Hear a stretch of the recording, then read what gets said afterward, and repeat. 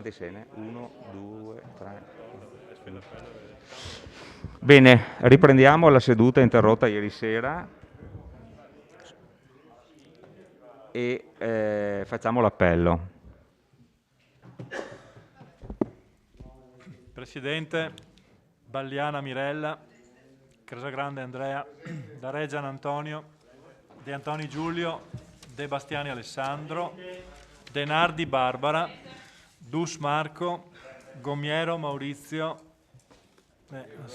arriva, Pagotto Alberto, Parrella Roberto, assente, Rasera Gianni, Rosset Mario, Salezze Silvia, Sant'Antonio Paolo, l'ho detto prima come presidente, Tonon Roberto, Varaschin Gianni, assente.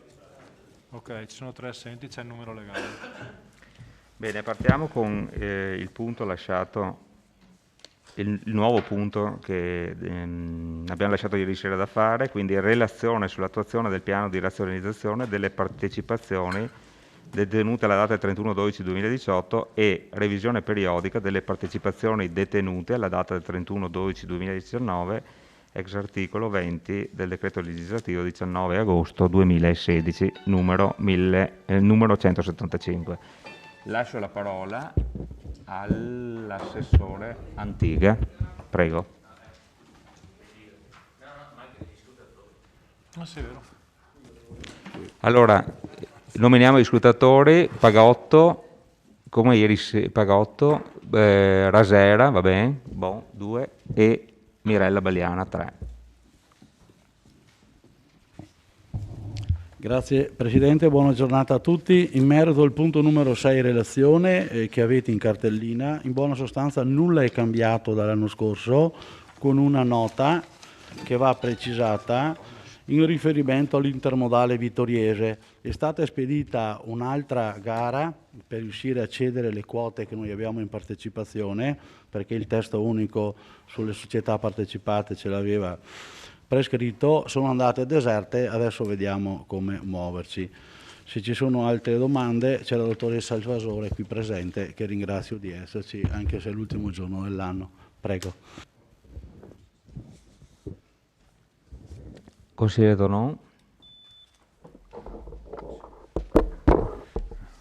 Ieri Ungaretti, oggi Quasimodo.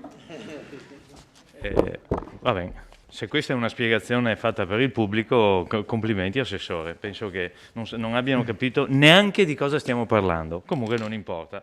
Allora andiamo noi per ordine, visto che l'amministrazione è piuttosto restia a spiegare. Lei ha detto, per quanto riguarda Intermodale Vittoriese, vedremo come muoverci. A me francamente non pare un'affermazione da un buon amministratore. Vedremo cosa fare, dopo forse vedere qualcosa, perché questa mi è parso essere. Lei dovrebbe spiegare esattamente ai cittadini e ai consiglieri prima, visto che per più di una volta il bando è andato deserto, queste sono le iniziative che questa amministrazione intende prendere. No, vedremo cosa fare. Valuteremo? Beh, se non ancora valutato vuol dire che è poco, forse efficiente, ma sicuramente non efficace come azione amministrativa. Poi una piccola annotazione, perché sennò dopo il collega D'Are ricomincia con la questione dell'Italgas di circa 180 anni fa, della Scoppiave, eccetera.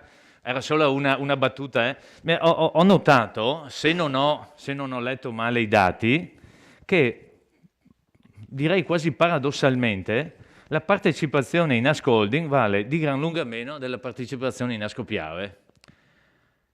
Quando abbiamo deciso nel 2018, se si ricorda i colleghi che c'erano,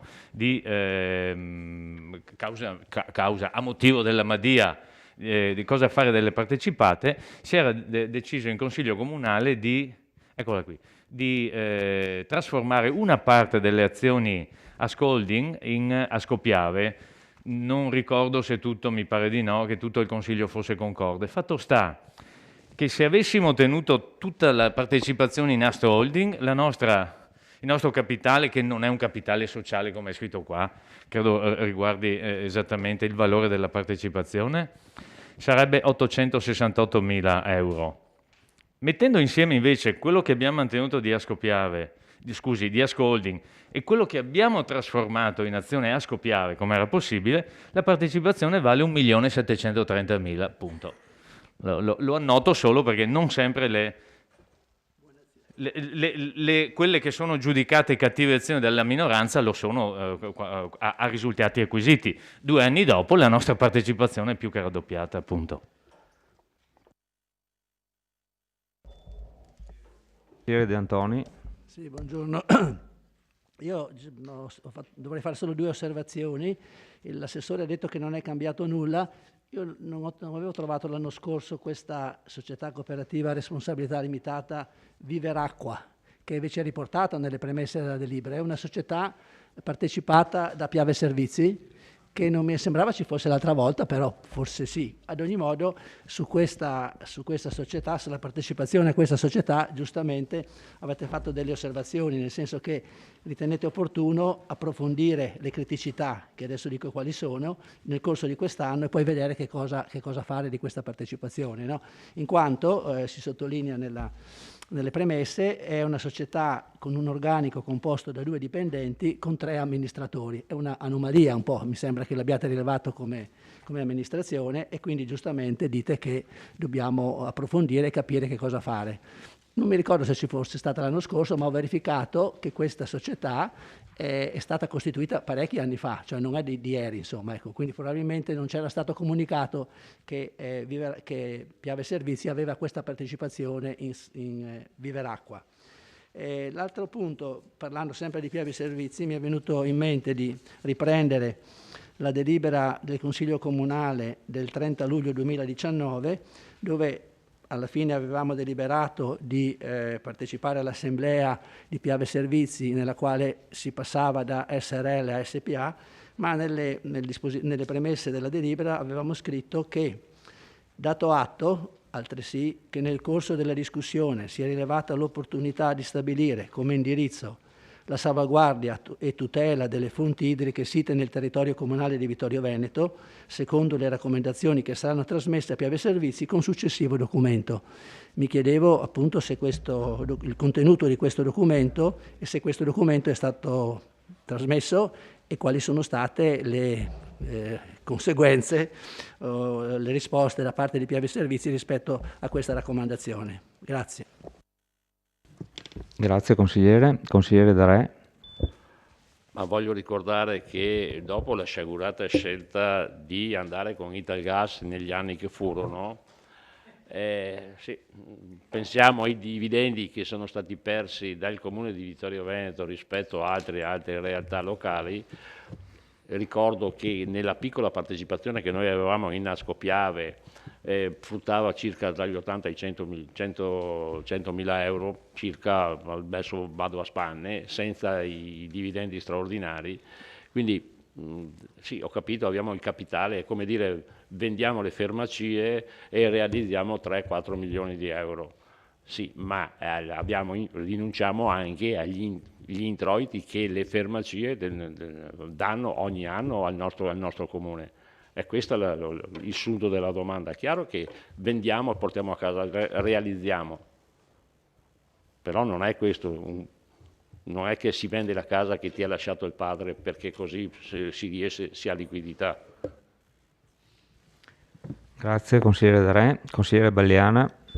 Sì, intervengo solo un attimo perché anche ieri sera avevo posto un quesito rispetto alle Vittorio Veneto Servizi, proprio sulle farmacie. L'aveva detto anche il delegato Viz, ma non ricordo, cioè il prossimo anno c'è un utile di 1/3 in meno rispetto agli anni precedenti, quindi passiamo da 150.000 euro a 100.000 euro. Vorrei chiedere all'assessore a cosa è imputato questa diminuzione degli utili, non mi ricordo bene se erano questioni di personale, insomma è un importo abbastanza importante che il Comune va a perdere e volevo chiedere la motivazione. Grazie.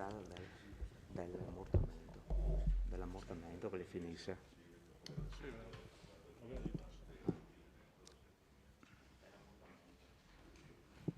Ammortamento.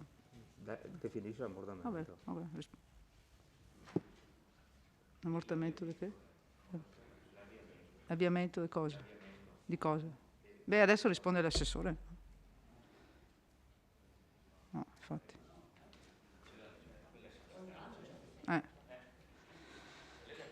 Beh, risponderà.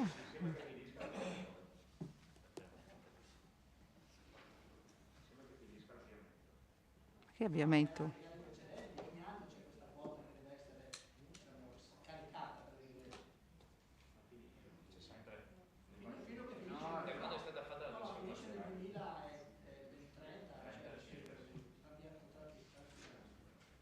Vabbè, comunque andrò a indagare.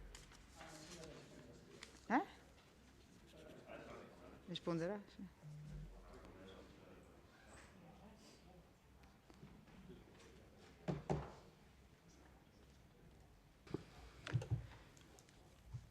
Se volete prendere nota, intanto andiamo avanti. Consigliere Dus.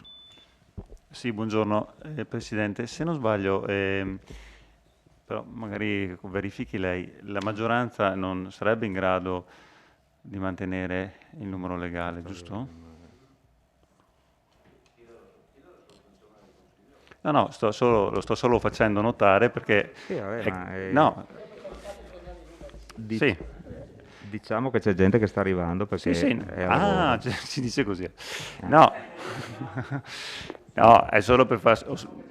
Sì, va bene, dai. Vabbè, anche...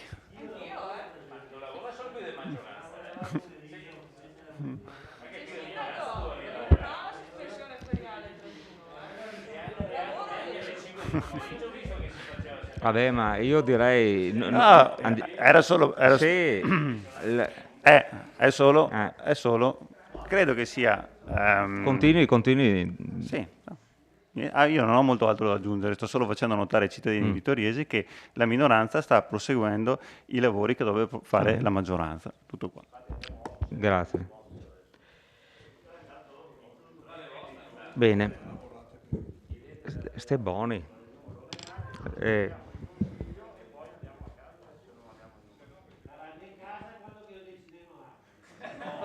Dai, andiamo avanti. Assessore, se vuole rispondere, o la dottoressa. Dai, che già ieri sera... Scusate, già ieri sera siamo andati lunghi per polemiche. Tenete, come è stato detto giustamente dal consigliere Darè, teniamo gli animi, no, bassi, visto che è l'ultimo dell'anno, ieri sera. Prego, dottoressa Elvassore, che ci dà qualche spiegazione sulle domande relative a Vittorio Veneto Servizi. Prego. Buongiorno. Per quanto riguarda l'utile previsto a bilancio è stato stimato in 100.000 euro. L'utile sostanzialmente, la stima di previsione è sempre indicativamente su quella cifra lì.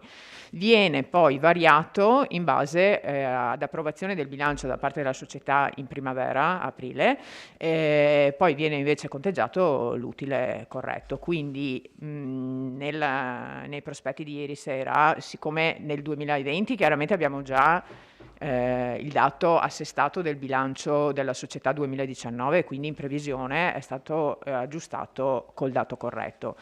Previsione 20 è stato stimato 100.000, quindi non corrisponde di fatto a un effettivo, perché quello lì sarà l'utile 20, quello che abbiamo messo in previsione 21.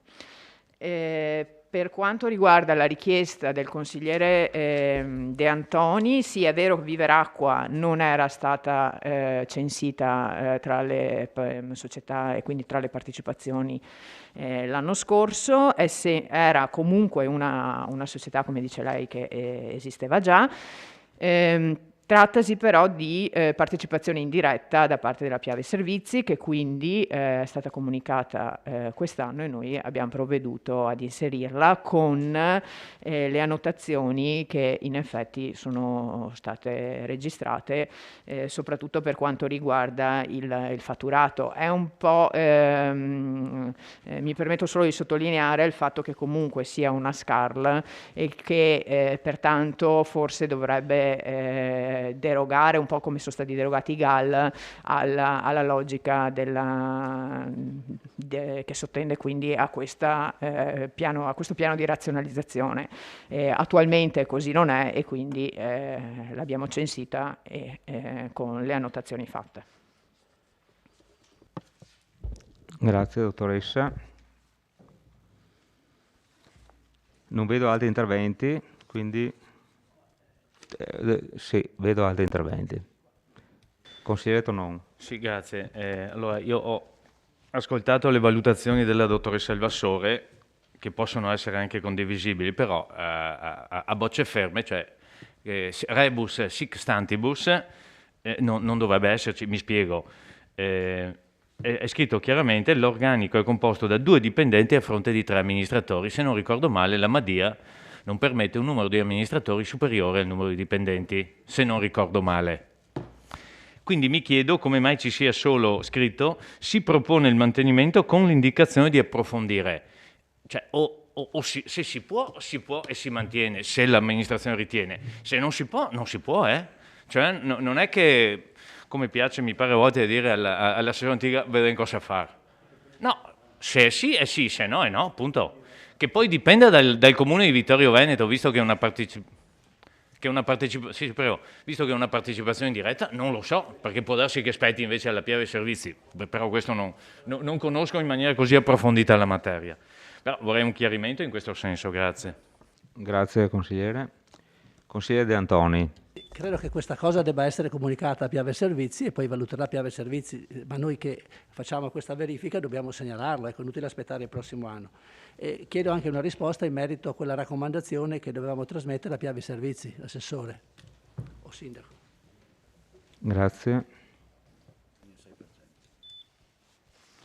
Prego sindaco. Sì, allora quella raccomandazione a cui lei fa riferimento è stata poi mandata. Da questo è sorto un dialogo che ho condotto anche personalmente sia con Piave Servizi che anche con altri elementi che concorrerebbero sul tema ed esattamente autostrade. Da Piave Servizi concordano che fra l'altro per loro sarebbe un rischio inaccettabile quello di avere di non mettere in sicurezza una fonte importante d'acqua come la nostra, perché la nostra fornitura, che poi crescerà fra non molto, è fondamentale per il servizio su un centinaio di comuni, quindi è estremamente importante l'argomento a cui lei fa riferimento. Secondo gli intendimenti di Piave Servizi intende fare un intero piano di messa in sicurezza di tutte le sue fonti, naturalmente in primis la nostra, perché probabilmente è la più importante, ma anche tutta la rete degli altri suoi pozzi, in un disegno generale da sottoporre alla Regione per gli adeguati finanziamenti, anche perché sarà un intervento importante quello da fare. Io ho chiesto che le fonti nostre diventino come una specie di santuario ecologico di messa in sicurezza ambientale. E la procedura è in corso. Prego. Se si ricorda, signor Sindaco, in quel consiglio avevamo detto facciamo questa raccomandazione in maniera un po' elegante, però sottostante a questa raccomandazione c'era anche il dire che siamo appunto il comune dove ci sono le sorgenti più importanti, facciamoci forza di questa cosa e chiediamo un intervento specifico di Piave Servizi anche per raggiungere quelle borgate che ancora non hanno l'acquedotto, si ricorda. Ecco, quindi questa interlocuzione, diciamo, iniziata favorevolmente, dobbiamo cercare di forzarla un po' per portare a casa qualche risultato. Ecco, era un po' quello lo scopo di questa raccomandazione. Sì, esattamente nel senso che dice lei, si stanno già muovendo, tra poco cominceranno anche qualcosa di importante, sì. Tra poco, probabilmente anche a giorni con l'anno nuovo. Consigliere De Re. Entrando nel merito, voglio ricordare che Piave Servizi sta mettendo in rete anche la zona di Piadera, quindi collegandosi con la zona di Fregona, si va a completare il circuito idrico che in questo momento ci sono molte abitazioni, diciamo, scoperte. C'è stata una raccolta firme la Piave Servizi ha già stanziato e sarà pronta per l'intervento agli inizi di primavera. Grazie. Altri interventi? Posso passare? Dichiarazione di voto c'è da parte di qualcuno? Passiamo alla votazione.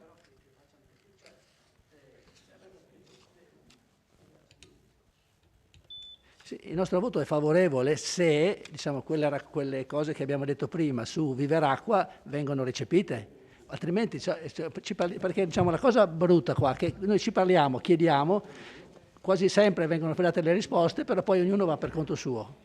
Cioè, volete formalizzare questa precisazione su Viveracqua oppure no? Lo volete fare o no? Se lo fate il nostro voto il mio voto è favorevole, se non lo fate perlomeno mi astengo. Dottoressa Il Vassore deve fare una precisazione, prego.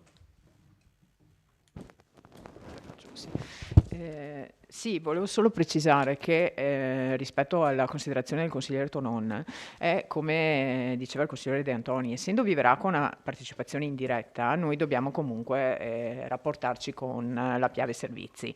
Quindi il senso di dire e di scrivere che faremo degli approfondimenti è quello di poi di rapportarci con la società e scrivere che i requisiti non ci sono e che pertanto capire come si deve muovere, ma è questo che verrà fatto. Grazie dottoressa. Passiamo, prego. Con questa precisazione il mio voto è favorevole. Grazie consigliere.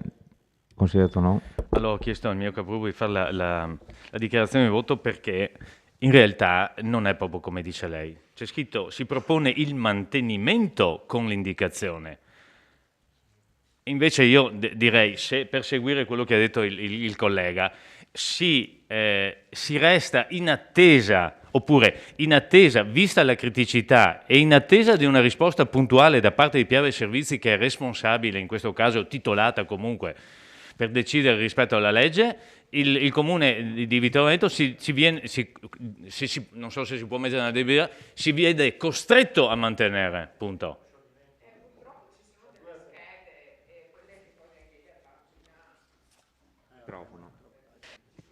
Schede fornite dal Ministero e sul portale poi del MEF, Sì, pagina? che sono, iniziano a pagina 2 No, dell'allegato B, ma Viveracqua ce l'abbiamo a pagina 6,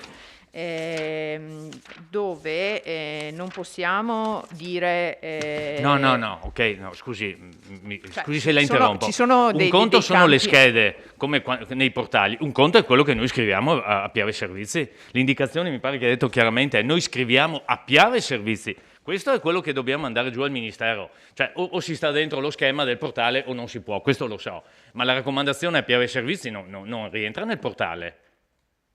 O sbaglio? Deve essere coerente, la raccomandazione che facciamo a Piave Servizi deve essere coerente con quello che poi è riportato qua e è mantenere o non mantenere, non possiamo dire una cosa diversa. Oddio. Allora, io non ho detto non mantenere, ma mantenere, la premessa non è il mantenimento, la premessa è, siccome abbiamo qualche dubbio che possa essere mantenuta, vista la normativa, scriviamo a Piave Servizi e siccome non siamo noi che decidiamo, noi per adesso dobbiamo mantenere, dobbiamo. Però, ma la premessa è scriviamo a Piave Servizi e digli scusate, è tutto regolare o no? Sì. È questo era.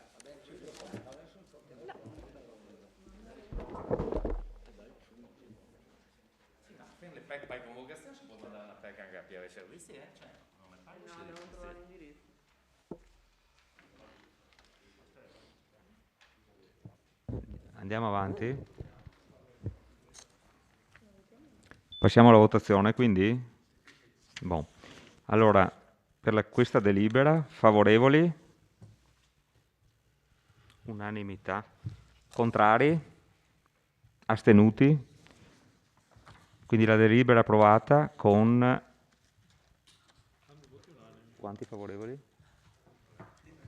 Vabbè, all'unanimità.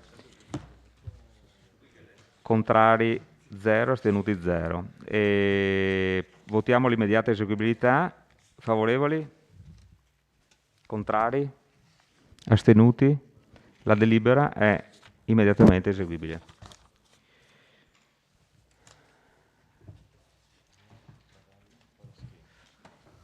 Passiamo alla delibera numero 7, regolamento per la concessione di contributi ad associazioni e gruppi culturali, enti, associazioni e società sportive e contributi in ambito scolastico. Integrazione articolo 2. Lascio la parola al vice sindaco Posocco per l'illustrazione. Sì, buongiorno a tutti. Allora, il Comune, sapete, è dotato di un proprio regolamento di concessione ai contributi alle associazioni e gruppi culturali, enti, associazioni e società sportive e contributi in ambito scolastico. Abbiamo ritenuto necessario, anche in concomitanza di questo periodo di pandemia, cercare di mettere un po' di ordine per quel che riguarda questo regolamento, intervenendo limitatamente all'articolo 2. L'articolo 2, ve lo leggo, in conformità con quanto esposto nel precedente articolo 1, gli interventi di amministrazione comunale possono determinarsi in due modalità: contributo annuale per il sostegno organizzativo dell'associazione o ente per lo svolgimento delle attività programmate, contributo finalizzato per iniziative ed attività straordinarie con l'associazione o ente che l'ente promuove nell'arco dell'anno. A loro volta i contributi possono essere concessi normalmente nelle seguenti forme: o un'erogazione di un importo di denaro, la concessione amministrativa con tariffa annuale prestabilita dell'uso di beni immobili e mobili, sedi, arredi, attrezzature, l'assegnazione gratuita di beni immobili e mobili e di servizi, strutture e oggetti varie per iniziative patrocinate dal Comune, acquisto a scopo promozionale di opere e pubblicazioni particolarmente meritevoli delle associazioni o enti. Logicamente ogni incentivo va rendicontato da parte del beneficiario del contributo. Poi, nessun tipo di contributo potrà essere concesso ad associazioni o enti, di cui è il precedente articolo 1, qualora sussistano da parte degli stessi situazioni di morosità, relative al pagamento di tariffe o contribuzioni inerenti ai servizi pubblici a domanda individuale, o comunque qualsiasi tipo di debito insoluto nei confronti dell'amministrazione comunale.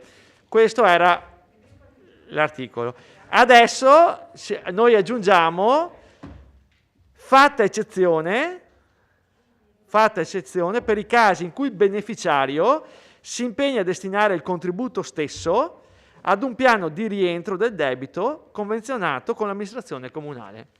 Quindi nell'articolo 2 vengono aggiunte queste parole.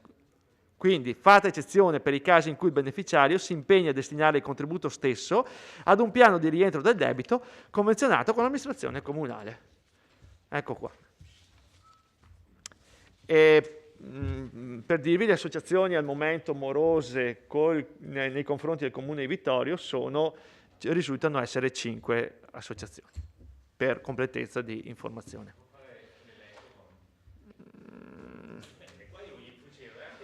No, l'elenco, se trovate giusto che io dica sì, quali sono le associazioni morose, ditemi voi. Lo trovo poco, come dire, non lo trovo bellissimo, però ditemi voi se lo vuole sapere. A me non trovo simpatico. Se vuole le do l'elenco. Ecco, grazie. Bene. Grazie, vice sindaco. Apriamo la discussione.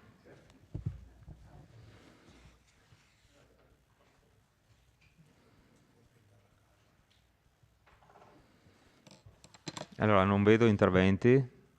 Sì, consigliere Bagliana. Giusto per inquadrare un po' la situazione. Beh, innanzitutto io faccio parte anch'io di parecchie associazioni, quindi capisco e so come un po' funziona il discorso. Parlo un po' per le associazioni sportive che alle volte sono quelle che sono anche in grosse difficoltà per i pagamenti delle palestre, degli importi delle tariffe, anche perché tendenzialmente le società sportive, almeno quelle locali, tendono a tenere anche gli importi di iscrizione alle società bassi, quindi per agevolare anche la pratica dell'attività sportiva, e quindi di conseguenza molte volte si trovano veramente in difficoltà ad affrontare tutte le spese societarie degli istruttori, degli allenatori e quindi anche di conseguenza delle palestre. E mi viene da pensare che chi utilizza le palestre per molte ore, cioè non so se c'è anche questa variabile che avete ipotizzato nel tariffario.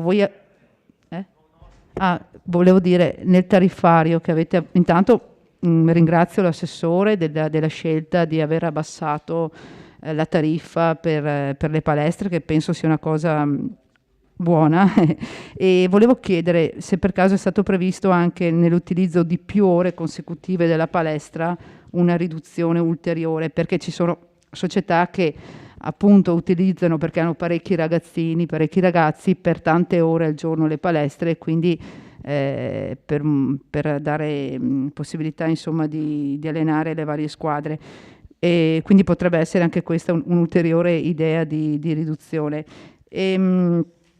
Viceversa, adesso io non so, le palestre sono sempre quelle un po' più care, io non so per quanto riguarda i campi sportivi, queste cose qua, come sono regolamentati, perché mi sembra che siano regolamentati diversamente, anche ad esempio la pista di atletica avete fatto la convenzione, quindi ci sono delle situazioni che sono differenti rispetto a alcune società rispetto ad altre, quindi insomma di cercare di avere un'attenzione per tutti. Poi un'altra cosa che volevo chiedere è rispetto alle associazioni, quelle non Dharma, ma sì, le associazioni Dharma o associazioni benemerite, cioè associazioni storiche, che il Comune ha sempre avuto un occhio di riguardo rispetto a queste associazioni. Voglio dire, rimane tale il regolamento vecchio o viene riscritto completamente? So che c'erano alcune associazioni che usufruivano degli spazi del Comune in modo anche gratuito, perché c'erano delle convenzioni fin dal dopoguerra in cui c'erano questi accordi, e chiedo se rimane tutto come era. Grazie. Grazie. Consigliere D'Alè.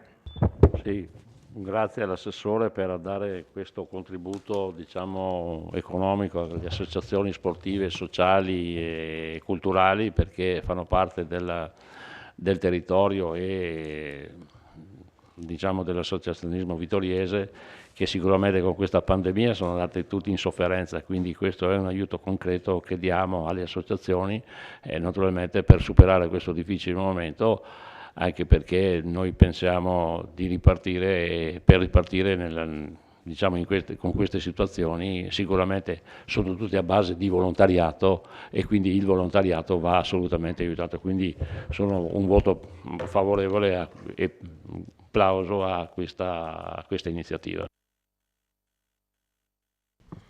Grazie. Consigliere De Antoni.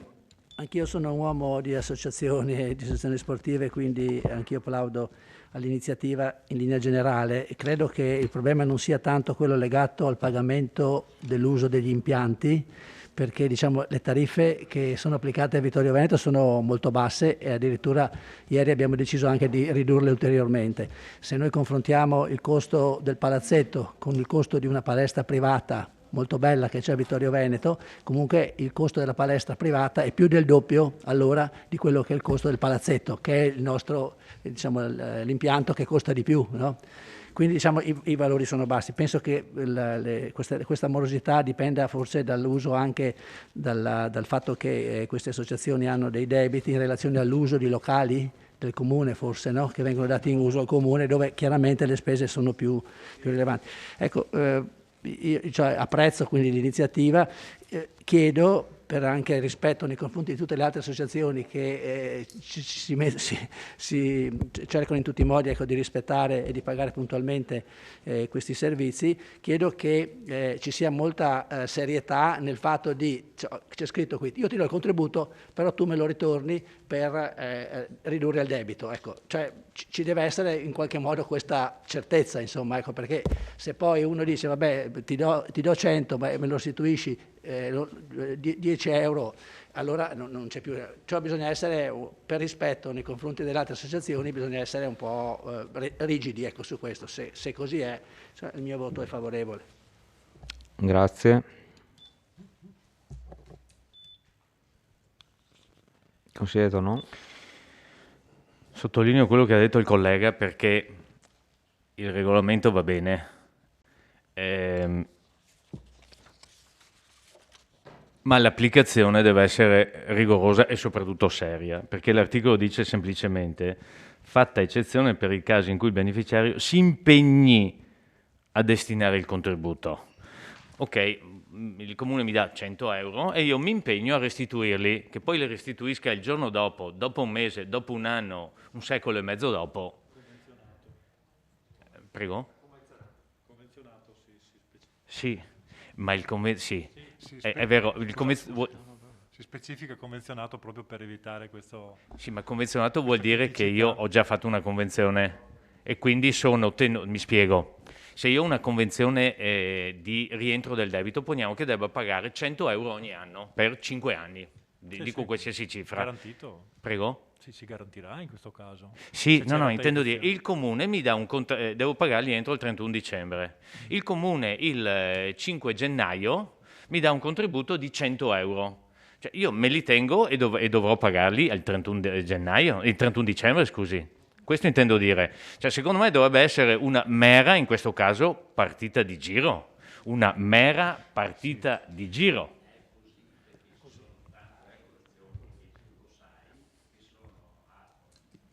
Consigliere, darei se vuole le accendo il microfono così sentono anche gli altri, che così può essere utile per tutti. Velocissimo, ci sono tante associazioni che purtroppo hanno delle pendenze nei confronti del comune. Questo punto dell'ordine del giorno va in compensazione e in aiuto a queste associazioni. Ha detto bene, compensazione è un'altra cosa, però rispetto all'impegno la compensazione è un'altra cosa. Fosse stato scritto che è una compensazione, ho capito, però non è la stessa cosa, ripeto. Io come principio sono pienamente d'accordo. L'assessore, il vice sindaco lo sa, abbiamo fatto un lavoro con l'amministrazione precedente impegnativo, diciamo, che ha portato anche discreti risultati per far cominciare a rientrare perché diverse associazioni potessero rientrare dei debiti che avevano pregressi. Fatta dal vostro governo nei confronti dell'associazionismo. Sì, prima non era possibile farlo. Sì, no, ma non stavo dicendo questo, non sto dando colpa. No. Intendevo dire che il lavoro è stato fatto, è bene che continui. Però, ripeto, un conto è dire va in compensazione il contributo che do. Un conto, sì, ti impegni a darlo, speri che dopo arrivi. Cioè, mi pare un po' deboluccio. Se invece è la compensazione, come ha detto il collega Da Re, io sono pienamente d'accordo, purché il senso dell'articolo sia questo. Perché se no non è un andare contro le associazioni, è che abbiamo allora qualche associazione privilegiata rispetto a quelli, come ha detto il collega De Antoni, che si impegnano e sono puntuali nei pagamenti. Credo che non meritino meno attenzione quelli di chi invece magari da anni, per sue difficoltà come associazione, non riesce a stare al passo con quelli che sono i suoi impegni. Grazie. Prego, Vice Sindaco. Sì, concordo con quanto ha detto il consigliere De Antonio e il consigliere Tonon, essere rigidi. Avete, come diceva il consigliere Tonon, avete iniziato un'opera di risanamento, che era un'opera anche la vostra sulla fiducia, lo sottolineo, perché sì, però saremo rigidi e saremo molto attenti in questo. Tra l'altro coinvolgeremo le associazioni in futuro, perché il Il nostro obiettivo è mettere un po' d'ordine in questo marasma di sedi, regolamenti, eccetera, eccetera. Bisogna dare delle direttive serie, mettere un po' ordine, e quindi faremo un percorso con le associazioni per essere chiari già dall'inizio e non trovarci in queste situazioni che si protraggono da anni e che poi continuano e non si risolve nulla, nel rispetto di chi, come dice lei, da sempre rispetta le regole del comune. Consigliere Bagliana, sì, in ambito sportivo, guardi, è un po' la gestione degli impianti è difficile, le associazioni sono tanti, gli impianti sono obsoleti nel senso che sono vecchi, bisognerebbe intervenire, iniziare a programmare, a costruire, avere qualcos'altro per dare un po' dare più possibilità a tutti. Ci sono regole per alcuni in una certa maniera, altri di gestione in un'altra, quindi anche lì c'è un marasma a cui man mano che scadono le convenzioni cercheremo di mettere ordine e dare a tutti le stesse regole. Adesso non so se chi utilizza tanto gli impianti sportivi possono avere uno sconto, prendo in esame la sua osservazione e vedremo come proseguire nel corso dell'anno. Grazie. Grazie, Vice Sindaco. Prego, sì, vai. Sì, colgo l'indicazione data dal Vice Sindaco. Intanto concordo con quello che hanno detto i colleghi Tonon e De Antoni, ma colgo lo spunto dato dal Vice Sindaco sull'intenzione dell'amministrazione di mettere ordine. E ricordo un intervento fatto anche dall'attuale Presidente del Consiglio Comunale qualche anno fa, quando venne affrontato il tema dei contributi alle associazioni, sulla opportunità, necessità, adesso non ricordo il termine esatto usato all'epoca, di trasferire tutto il sistema dei contributi su base integralmente a bando. All'epoca noi avevamo fatto il primo bando nella storia, almeno diceva il dirigente Papa a memoria sua, e il dottor Papa di memoria storica del comune ne aveva parecchia, il primo bando per la concessione di contributi sulla base di una valutazione di progetti e quant'altro. Lo stesso è stato fatto per il Covid. È un sistema che io apprezzo particolarmente, piuttosto che l'assegnazione così a momento, diciamo così. Non mi piace neanche la definizione a pioggia, perché non è neanche quella. Moltissimi comuni stabiliscono periodicamente, ogni 6 mesi, ogni 3 mesi, l'apertura del bando, la valutazione dei progetti presentati e corrispondentemente la destinazione di contributi. Credo che sia un sistema, l'ho sempre sostenuto quando ero in giunta e continuo a sostenerlo adesso, ma appunto lo sosteneva anche all'epoca l'allora consigliere Sant'Antonio. Credo sia un sistema più trasparente, più corretto e che premia il merito delle associazioni. Questo a prescindere dalla questione debiti, non debiti, compensazione, non compensazione. Credo anche che stimoli il miglioramento dei progetti e stimoli anche un lavoro ragionato sull'attività delle associazioni. Favorisca anche, se si vuole operare in questo senso, anche un'attività coordinata, perché si possono indicare dei criteri nella valutazione dei progetti che premiano il coordinamento fra le associazioni. Quindi se è intenzione di questa amministrazione mettere mano, e io lo ritengo assolutamente opportuno, lo ritenevo già prima, per cui non posso che continuare a ritenerlo adesso, al complessivo del sistema della concessione di contributi, non posso che chiedere e stimolare l'amministrazione affinché la concessione passi integralmente o al 90-95%, insomma può sempre arrivare la cosa improvvisa necessaria, magari di un'associazione che non è vittoriese, appunto sulla base di bandi predeterminati nei tempi e nei criteri di attribuzione degli importi. Grazie. Grazie consigliere. Prego. Sì, la ringrazio. Volevo sottolineare un aspetto. L'associazionismo coinvolge intanto tutti noi assessori, perché ognuno di noi ha chi le associazioni sportive, chi le associazioni culturali, ma è intenzione della giunta, dell'assessore Antiga, che lo sta seguendo, del sindaco, del segretario. Stiamo osservando il regolamento nuovo che ha fatto il comune di Pordenone, che secondo noi è un regolamento molto molto interessante, che vi invito già ad andare, se avete la possibilità, a vedere, e l'intenzione è quella di lavorare sulla traccia del regolamento che ha fatto il comune di Pordenone. Grazie, vice sindaco. Non vedo altri interventi, quindi possiamo passare alla dichiarazione di voto.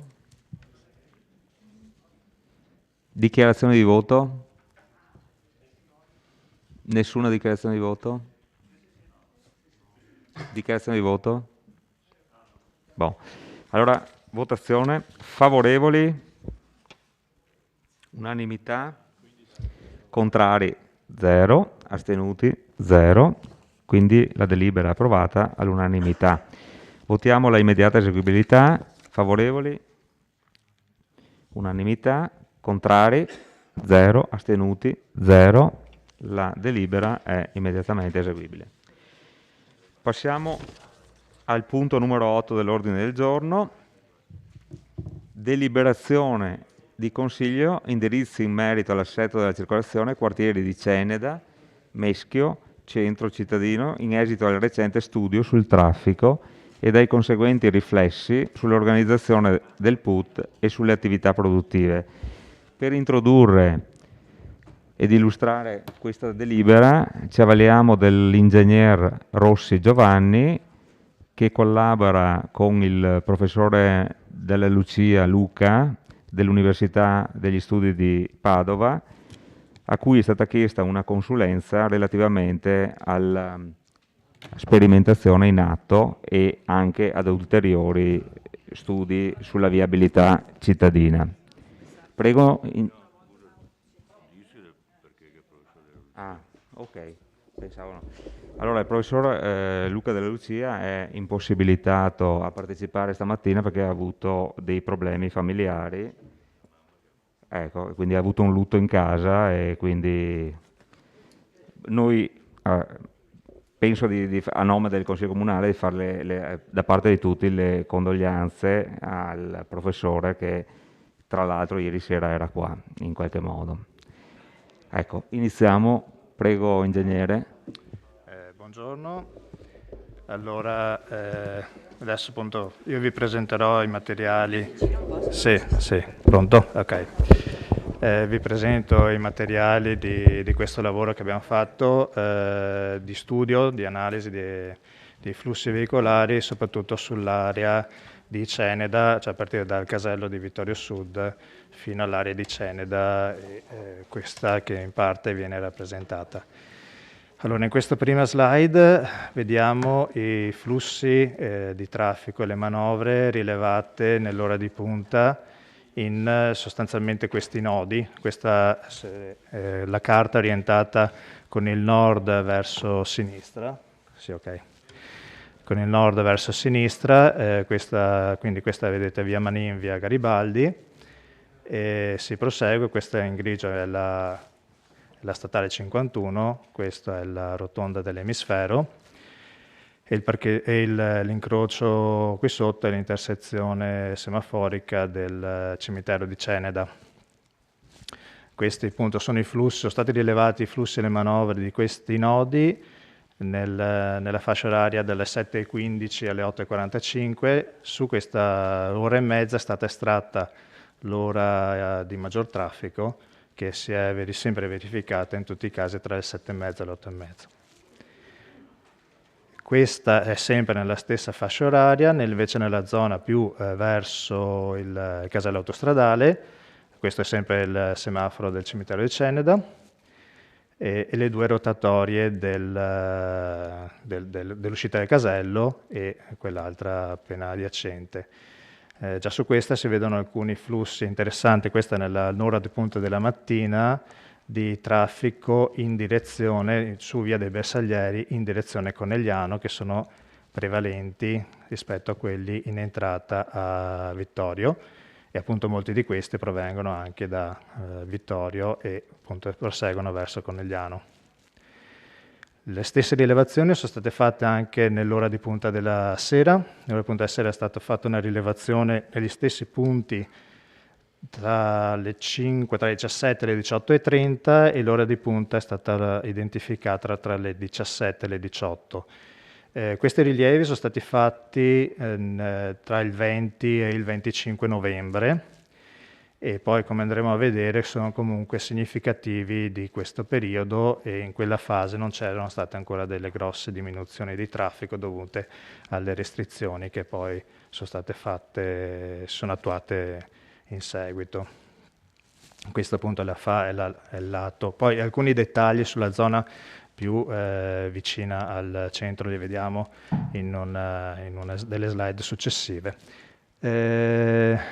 Anche questa appunto è la parte più verso est e questa è la parte verso il casello. Rispetto a quello che dicevo prima si vede l'inversione, i rientri da Conegliano che sono prevalenti rispetto all'altra direzione. Su questa slide allora, quei dati che abbiamo visto finora si riferiscono sostanzialmente alle rilevazioni fatte nelle intersezioni.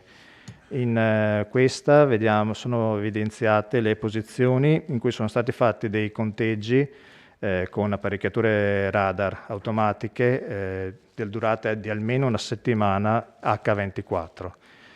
Sono 13 posizioni, alcune fatte da noi, altre i cui dati ci sono passati la polizia locale che ha fatto altre indagini, comunque tutte con la stessa metodologia e che possono quindi essere equiparate e uniformate nella loro spiegazione. Adesso andiamo appunto a vedere proprio i dati riferiti a questi rilievi. Questa è la sezione, la R1, la sezione di Via Manin, e questo è il grafico relativo. Per leggere questo grafico sono ogni punto rappresenta il flusso orario e su una base settimanale, quindi lunedì, martedì, mercoledì, giovedì, venerdì, sabato e domenica.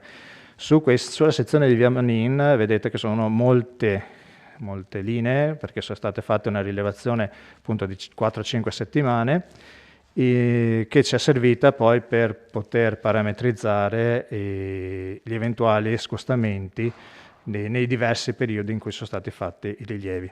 Si vede che la situazione non cambia sostanzialmente, quindi non ci sono state da fine ottobre a fine novembre, non ci sono state significative variazioni di traffico.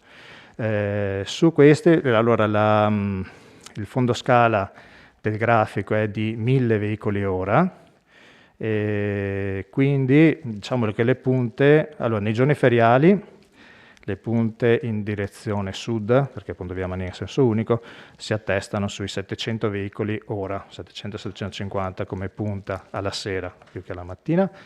Le punte maggiori le vediamo sabato, che arriviamo sugli 800, ovviamente in fasce orarie non compatibili con quelle che sono dei giorni feriali. Questa è Via Manin, R2 è Via Garibaldi, quindi posta tra l'intersezione con Via da Ponte e quella con Via Oberdan. Su questo ovviamente i flussi sono leggermente maggiori perché si sommano anche quelli che vengono da Via da Ponte e arriviamo qualche punta ad arrivare, diciamo che stiamo anche sopra i 900 nelle ore di punta. La sezione sono H24 queste. No, queste apparecchiature monitorano il passaggio veicolo per veicolo. Veicolo per veicolo. Veicolo per veicolo viene registrata la lunghezza, stimata ovviamente, cioè stimate diciamo, con una certa precisione comunque, quindi su cui si può dire se se è un camion, se è un'auto, se è un autobus, la velocità e l'ora, minuti e secondi di passaggio. Su queste, per ovviamente una maggiore leggibilità, noi compattiamo all'ora, che è un dato caratteristico che si usa nelle rappresentazioni, e allora si ottiene questa rappresentazione nei vari giorni della settimana. Poi su ognuno si può estrarre veicolo per veicolo quale è passato con il tempo. Prego. Sì, ripetevo appunto che abbiamo visto via Manin, via Garibaldi, la direzione opposta del sistema dei sensi unici è data da via Galilei, che vediamo qui in alto, e anche questa abbiamo sui 600-700 veicoli nelle ore di punta, con un andamento comunque costante negli archi dei giorni a settimana. Un po' da tutti si vede che gli andamenti sono costanti, c'è l'eccezione del sabato mattina su via Manin, in direzione sud, via Manin e via Garibaldi, che hanno una diminuzione, un traffico ridotto rispetto agli altri giorni feriali. R3 e R4 si riferiscono a via Oberdan e a via Diaz. Allora, via Oberdan, la parte sotto allora la scala è la stessa di rappresentazione che abbiamo visto prima, quindi già vi dà il peso di quelli sono i rapporti di traffico appunto tra le due assi principali e le traverse. La direzione, questa parte del grafico rappresenta la direzione verso via Galilei, quindi da ovest ad est. Si vede che è un traffico limitato, diciamo attorno costante, con flussi massimi attorno al massimo verso i 100 veicoli. In direzione opposta, quindi 100 veicoli ora.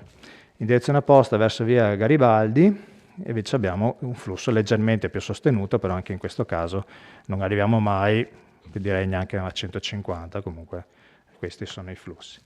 Su via Diaz, e ovviamente è direzione verso via Garibaldi, questo è il grafico, abbiamo valori molto simili ai precedenti senza grossi punte. Procedendo abbiamo la coppia di via da Ponte e via Lioni, anche questa appunto con il nuovo senso unico. Via da Ponte arriviamo, appunto anche questo è stato monitorato più giorni, anzi per più periodi, per più settimane. Gli andamenti sono sempre simili nelle diverse settimane e arriviamo a un massimo di circa 200 veicoli nell'ora di punta della sera, più o meno anche su un andamento un po' diverso, leggermente meno anche su via di Lioni, che è il senso opposto per tornare verso Ceneda. Un'altra analisi è stata fatta utilizzando i dati, le registrazioni dei puntuali degli incidenti con feriti e morti nel periodo dei 10 anni che vanno dal 1 gennaio 2010 al 31 dicembre 2019. Ogni puntino che vedete, questo è stato fatto appunto su tutto il comune, ma ovviamente questo è uno zoom sull'area di maggior interesse in questa fase. Ogni puntino è un incidente, rappresenta un incidente. Su questo si vedono alcuni punti, alcuni elementi, alcuni gruppi di incidenti che appunto sono stati riferiti, che appunto sono delle zone conosciute, tipo questa qui sotto. Allora questa è via dello Stadio, l'intersezione tra via... L'intersezione sì. L'intersezione tra via dello Stadio e la statale. Ma probabilmente... allora questi appunto...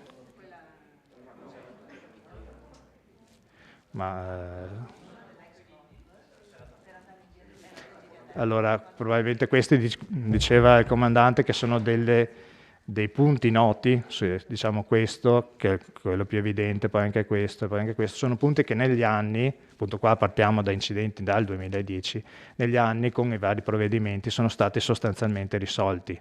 I punti, i nodi più critici, diciamo. Quindi probabilmente se lo facessimo negli ultimi 2 anni, certo che si vedrebbe poca roba, però questi gruppi di incidenti diminuirebbero e sarebbero molto meno evidenti. Nel complesso ovviamente è un incidente importante e è da evitare, però non si vedono delle considerando appunto che sono incidenti di 10 anni e sono praticamente la quasi totalità di quelli rilevati, perché in questo caso mancano quelli della polizia e dei carabinieri, che però a detta del comandante sono in numero ridotto. Non sono evidenti altri grossi punti critici su quello che riguarda la sicurezza. Sicuramente questo è un elemento che serve per andare a individuare quali possono essere, e è stato utilizzato per andare a individuare quali sono state le criticità e intervenire su quelle per mettere in sicurezza. Una considerazione un po' generale sull'impressione che abbiamo avuto sul traffico venendo a Vittorio Veneto. Appunto, essendo abituati anche a vedere altre realtà. Non abbiamo visto grosse criticità di traffico come intasamenti o come perdite sostanziose. Un esempio in questo può anche essere dai dati che vengono da Google Maps, qui probabilmente molti lo usate. Oltre a dare la possibilità di vedere in tempo reale quali sono i percorsi liberi o se ci sono problemi di traffico su qualche punto, dà anche il traffico tipico per giorno della settimana e a fasce di 5 minuti in 5 minuti, in cui evidenzia mediamente quali sono i punti, diciamo, in cui ci sono dei rallentamenti maggiori. Se vediamo questa è Vittorio Veneto, appunto, i livelli di colore vanno dal verde, che è nessun problema, all'arancione, al rosso, dove inizia qualche criticità, a un rosso più scuro, in cui è in fase di congestione. Se vediamo questa cartina, si vedono qualche arancione, anche abbastanza spot, che spesso è vicino a intersezioni, vicino a semafori, dove ovviamente anche solo per il ciclo semaforico c'è qualche rallentamento, se no non si vedono problemi particolari. Abbiamo posto il confronto con, ad esempio, solo a titolo esplicativo, comparativo con Conegliano, dove anche in questo caso si vedono che gli arancioni sono presenti in numero più rilevante. Questo non per dire qualcosa in senso assoluto, ma per affermare, cioè per anche consolidare una sensazione che c'era apparsa, in cui non ci sono grosse congestioni e grossi problemi in generale. Poi ovviamente in qualche punto particolare è possibile ci siano. Questa è una rappresentazione che abbiamo usato negli anni. Questa rappresenta la matrice origine e destinazione intercomunale, quindi le relazioni tra comune e comune del casa-lavoro, degli spostamenti casa-lavoro del censimento 2011. Nel censimento decennale c'è una scheda mobilità in cui si registra lo spostamento da casa alla località di lavoro, e con ovviamente fatta nella fascia del mattino, nell'ora punta del mattino, in cui si identifica lo spostamento. Queste relazioni riguardano, sono stato fatto questo lavoro sul Veneto, sono state estratte le relazioni che hanno più di 100 spostamenti giornalieri, quindi un numero considerevole, insomma vengono eliminati tutti i piccoli spostamenti di qualche unità. Su questa, a parte la struttura del Veneto, si nota, e qua poi è zoomata, il blocco, il polo che riguarda il sistema Conegliano Vittorio Veneto, in cui sono evidenti le relazioni tra i due poli, e una questione che appunto si riallaccia a quei dati che abbiamo visto prima sulla relazione su via dei Bersaglieri, quelle che avevamo prima, e anche quelle che poi si vedono sulla statale 51, dove sono i flussi maggiori che riguardano appunto le relazioni nord-sud, quindi i collegamenti tra Vittorio Veneto e Conegliano. Infatti, ecco, l'unico punto rosso, diciamo che con un rallentamento un po' più evidente, che abbiamo evidenziato, abbiamo sia evidenziato noi, ma anche si evidenzia da Google, è proprio il tratto di 51 che che si attesta alla rotatoria dell'emisfero proveniendo da San Giacomo in Veglia. Questo soprattutto nell'ora di punta della sera, più che nel resto delle fasce orarie. Abbiamo fatto appunto una specifica rilievo sulla rotatoria, come c'era anche prima, riguardante le relazioni nell'ora di punta della mattina e nell'ora di punta della sera, in cui si vedono i numeri sostanziali delle relazioni, sia i valori di entrata, la mattina 1067 che entrano in rotatoria provenendo da nord contro il 900 in direzione opposta, e la prevalenza delle relazioni verso San Giacomo in Veglia verso sud. Alla sera, provenendo da San Giacomo in Veglia, la situazione è simile, ma ovviamente c'è una prevalenza invece in relazione verso il centro di Vittorio Veneto, favorita anche dalle provenienze da via Ippolito Nievo, in cui appunto si vede che queste relazioni sono più importanti, insomma, diciamo, e quindi prevalenti verso nord rispetto che verso sud, dalla provenienza appunto dall'autostrada da via Ippolito Nievo. La stessa rappresentazione è stata fatta anche applicandola ai flussi, cioè sulla rotatoria, ai flussi nei vari tratti della rotatoria, in cui si analizzano l'incidenza tra il flusso entrante e il flusso circolante alla mattina e alla sera, in cui si arriva ad avere dei punti di conflitto attorno ai 1400 veicoli ora come veicoli appunto transitati come massimo di traffico nella combinazione tra ogni accesso tra il flusso entrante e il flusso circolante. La mattina e la sera globalmente abbiamo 2300 veicoli nell'ora di punta della mattina, 2400 nella punta della sera. I valori sono simili, molto simili, è un po' diversa la distribuzione e la composizione.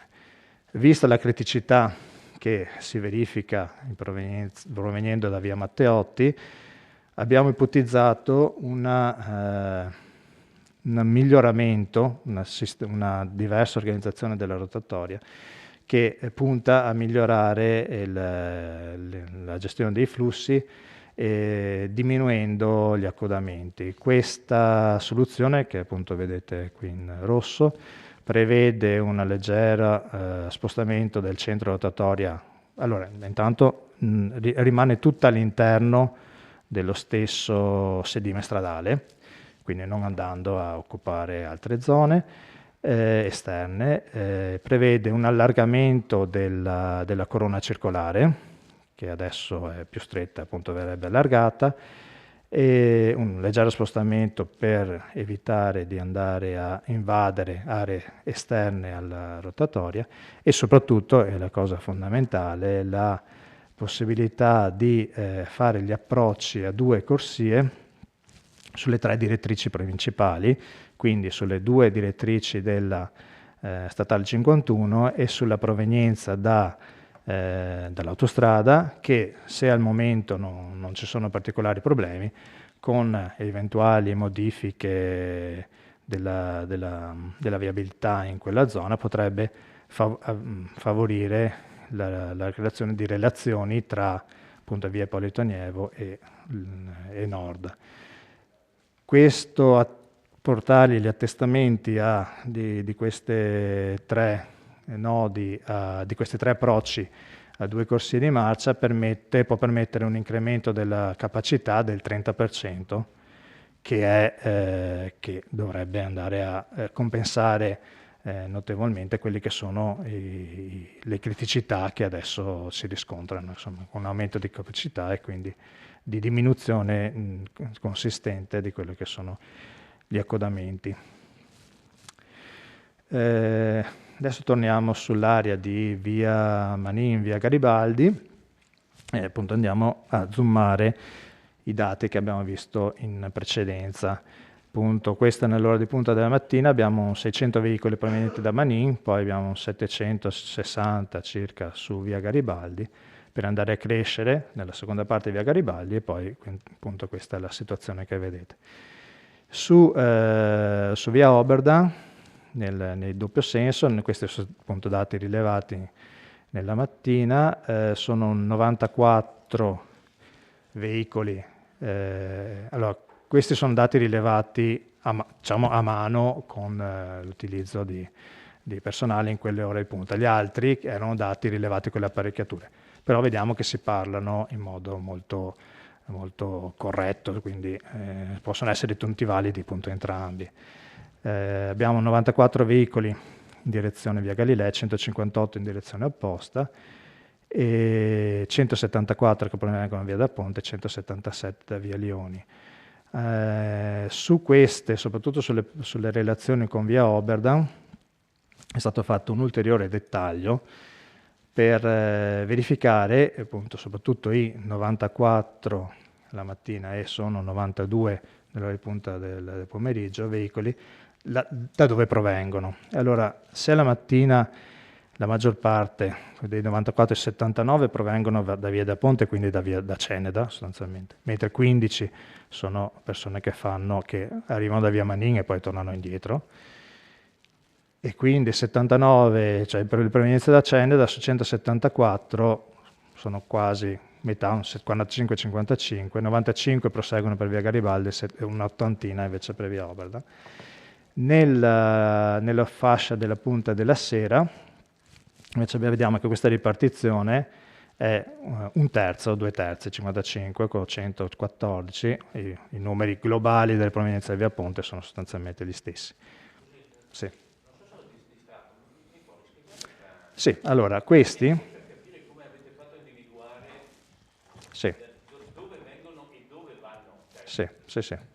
Allora, attraverso l'uso di una coppia di telecamere sono stati individuati nell'ora di punta i singoli veicoli che quindi provenivano da via da Ponte, e nell'intersezione tra via Oberdan e via Garibaldi sono stati individuati gli stessi veicoli se andavano verso via Oberdan o se andavano verso via Garibaldi.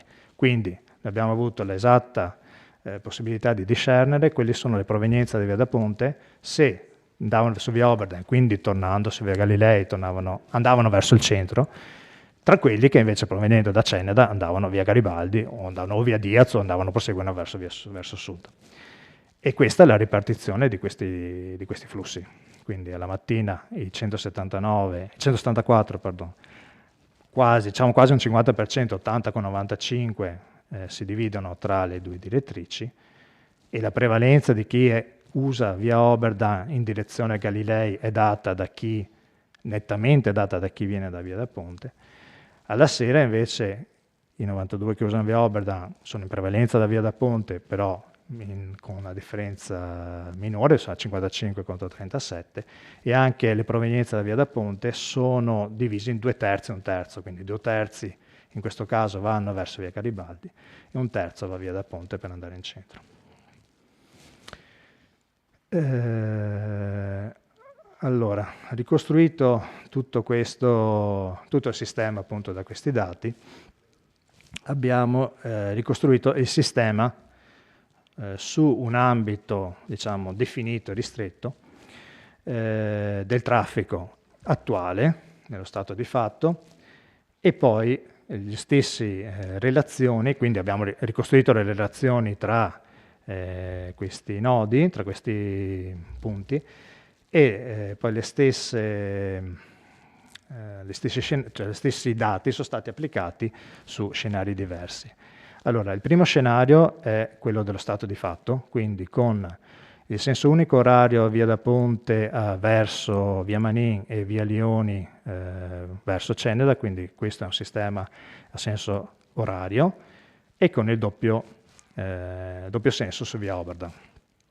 È dato questa struttura di traffico.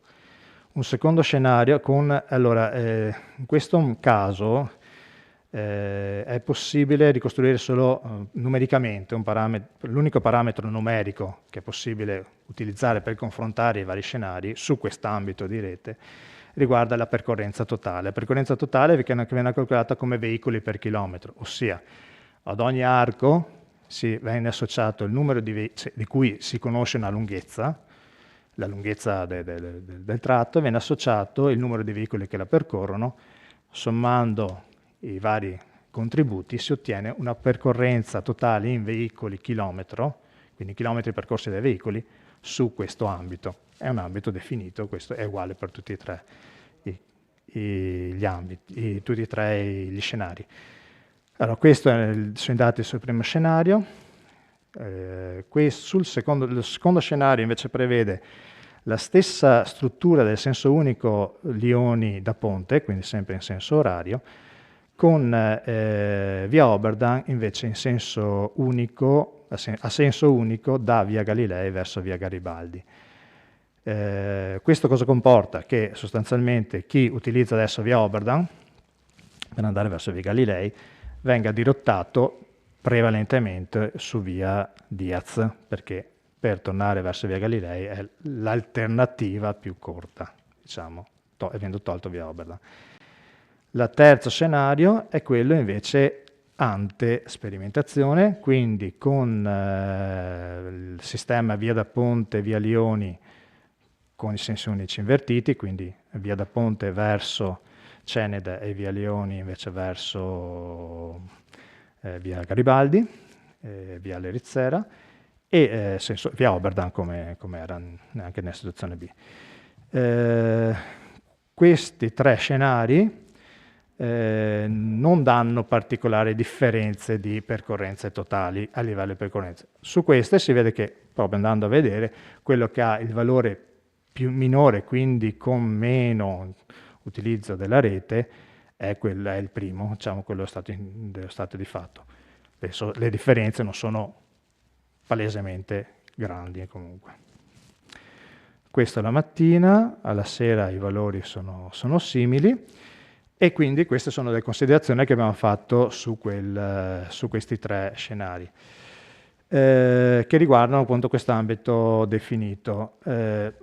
Lavorando, diciamo, ipotizzando anche altre soluzioni, è stato ipotizzato un quarto scenario, di cui però avendo un'estensione maggiore, cioè interessando un maggior numero di vie, ha bisogno di ulteriori approfondimenti e verifiche, perché magari bisogna verificare alcuni punti di dettaglio. Questo è nato da un'ipotesi che prevede l'inversione di un tratto di via Manin, comunque dopo lo vediamo. Questo comunque ha lo scopo di facilitare ancora di più di quello che è adesso la relazione tra Ceneda e il centro, prevedendo appunto un percorso che utilizza via da Ponte come è in questa fase, e prevedendo l'inversione di via Manin in modo da permettere un accesso più diretto al centro. Dall'altra parte, ovviamente la direzione opposta verrebbe presa da via Galilei a scendere. E quindi dall'altra parte la soluzione per entrare, per chi proviene adesso da sud e entra e abitualmente usa via Galilei, userebbe sempre via Perucchina e via Galilei fino all'altezza via Oberdan, per poi riconnettersi con via Manin. Questa ipotesi, appunto, che poi deve essere ancora maggiormente sviluppata, perché ci sono alcune criticità da verificare, ha lo scopo di agevolare le relazioni da Ceneda verso il centro e anche, non secondaria, di disincentivare alcune relazioni di puro attraversamento che, per esempio adesso che utilizzano a scendere via Manin, via Garibaldi e via Lerizzera per attraversare come il centro, cioè attraversare Vittorio Veneto come alternativa alla 51, che in questa fase sarebbero disincentivate perché avendo un percorso più tortuoso. Queste appunto sono le relazioni schematizzate con Ceneda, quindi una relazione diretta in entrata e abbastanza diretta anche in uscita, e dall'altra parte via Oberdan, che allora questo sistema, appunto, tra le cose da verificare, ha che gli incroci dei due sensi unici avverrebbero su due vie, di cui una dovrebbe essere per le altre, vista la conformità delle altre strade, via Oberdan, l'altra potrebbe essere via Da Vinci verso nord. Su questa, diciamo che un effetto che si può avere su via Oberdan è che cioè con questa struttura da via Oberdan si può salire e scendere semplicemente, direttamente, senza andare, sia che si proceda verso nord che verso sud, senza andare a interessare altra viabilità, e la stessa cosa anche gli arrivi in quella via sarebbero facilitati. Ovviamente ci sono alcune questioni da verificare e su queste appunto vanno fatti approfondimenti. Un primo approfondimento riguarda un'analisi dei flussi, nel senso che noi abbiamo evidenziato i flussi che adesso sono presenti nella parte che abbiamo visto prima. Ovviamente con una nuova struttura della viabilità ci si aspetta uno spostamento di flussi. Ad esempio, attualmente abbiamo verificato che per arrivare da Cendeda verso il centro è probabilmente quasi più utilizzata via Foscolo, via Perucchina, perché poi via Galilei è diretta, piuttosto che magari salire fino alla piazza e poi fare via da Ponte.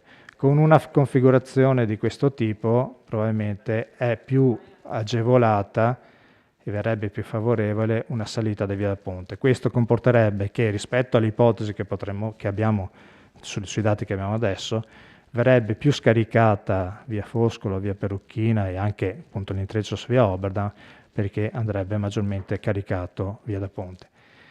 Anche la componente di attraversamento, che come si diceva prima, da questo sistema dovrebbe essere disincentivata, ovviamente non possiamo saperla, perché questo implica dover fare delle verifiche a nord di Vittorio e a nord e sud per vedere appunto, ci sono dei metodi con le targhe o con altri per vedere chi fa il puro attraversamento senza fermarsi, quindi chi attraversa senza avere specifica necessità di fermarsi per commissioni o per altre questioni, che ovviamente quelli non c'è il beneficio di toglierli, però quegli altri invece potrebbero migrare verso altre direzioni. Questo anche l'apertura del traforo potrebbe avere ripercussioni su questa tipologia di traffico. E questa è un'altra questione da verificare. Sulla configurazione dello scenario D, per esempio, ci sono dei punti anche locali da verificare.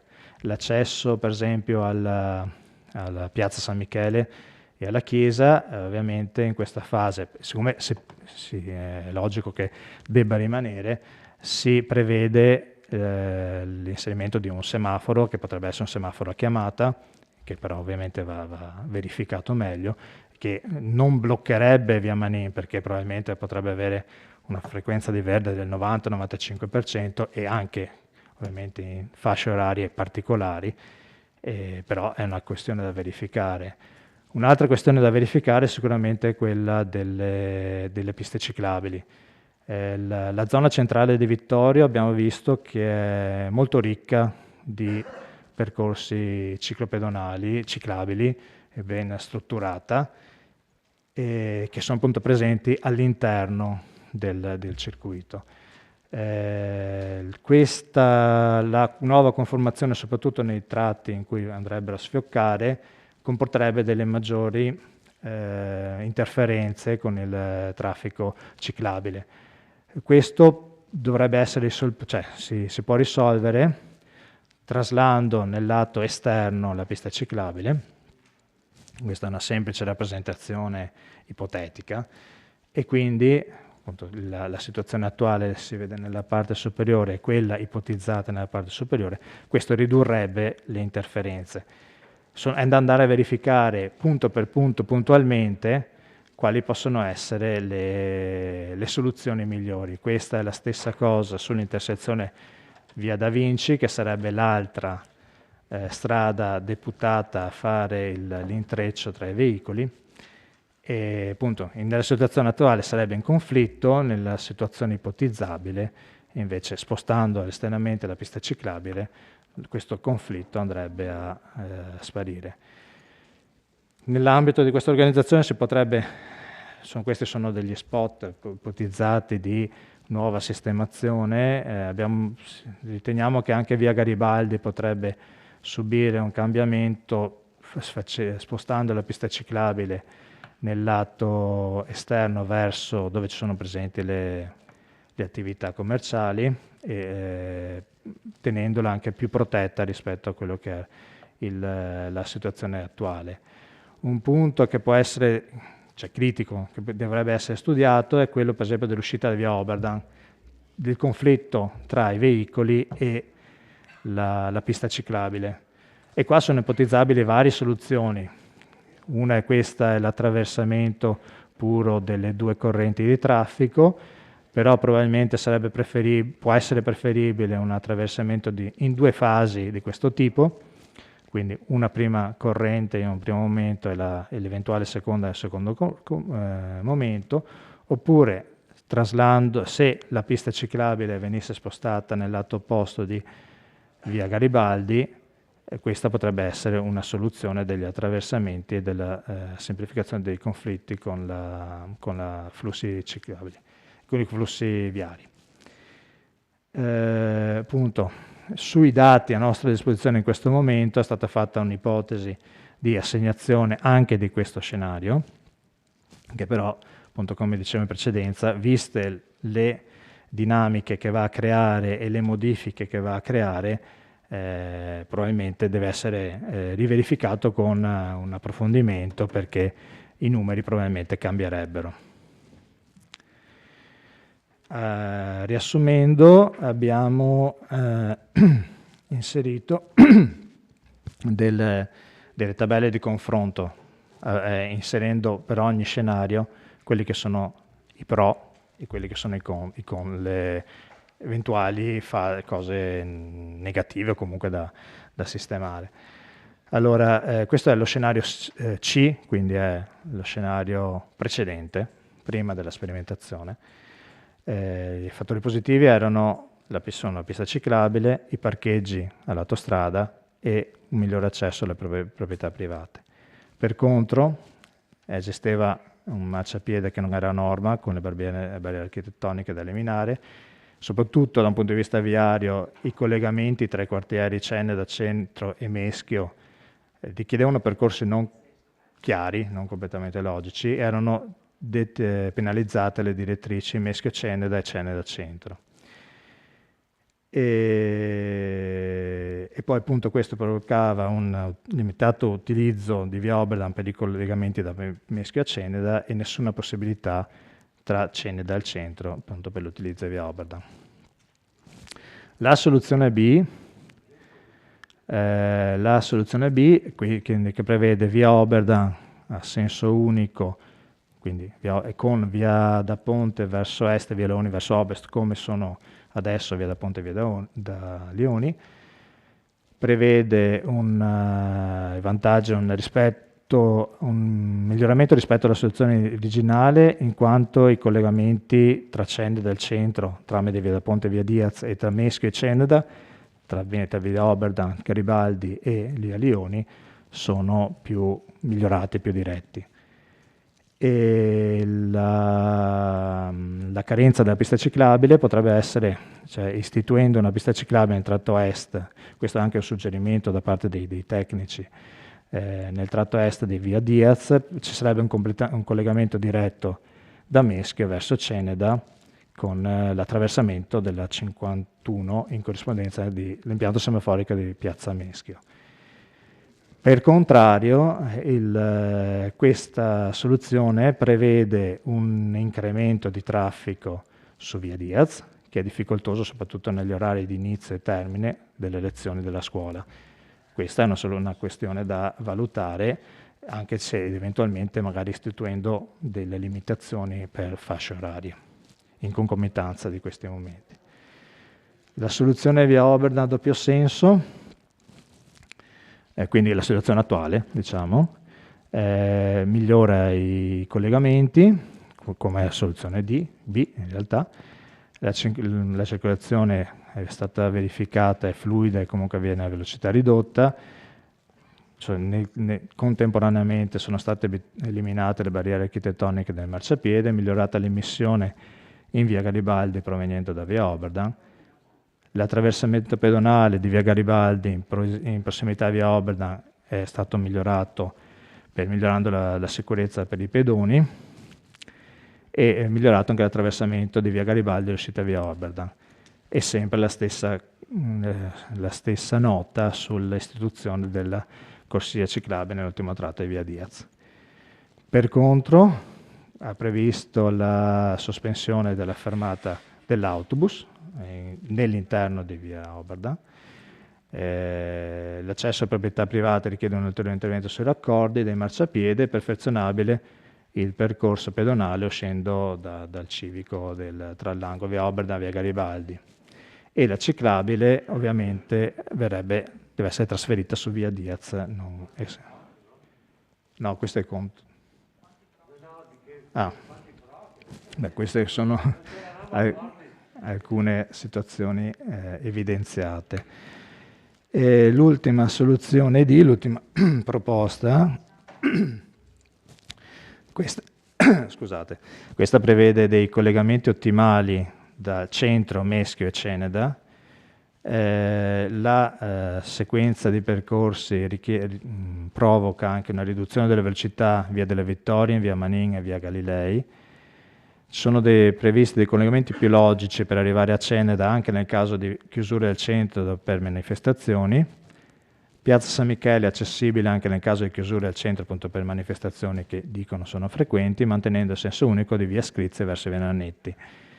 E il traffico di solo attraversamento sarà invogliato a spostarsi in via Danta nella tratta interna della statale 51. I contro per il momento non li abbiamo, non ne sono emersi, sicuramente sono degli aspetti da approfondire.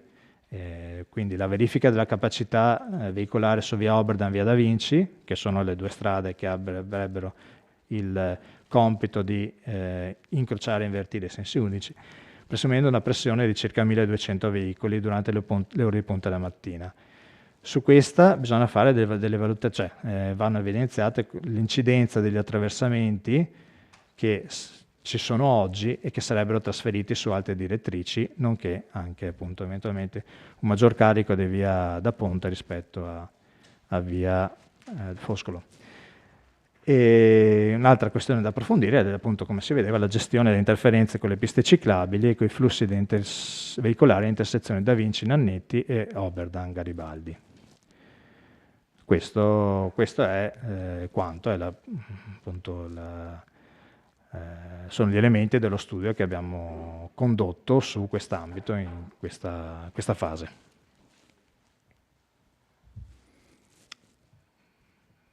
Se ci sono domande o chiarimenti su qualcosa che non sono stato chiaro, sono qua.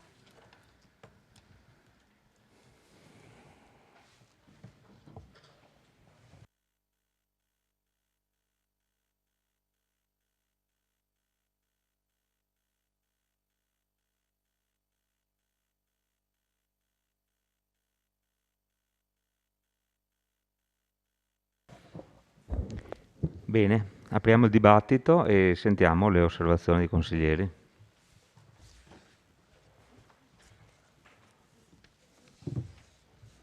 Prego, consigliere Tonon. Mi pare che l'ingegnere sia disponibile per qualche risposta, perché io non sono...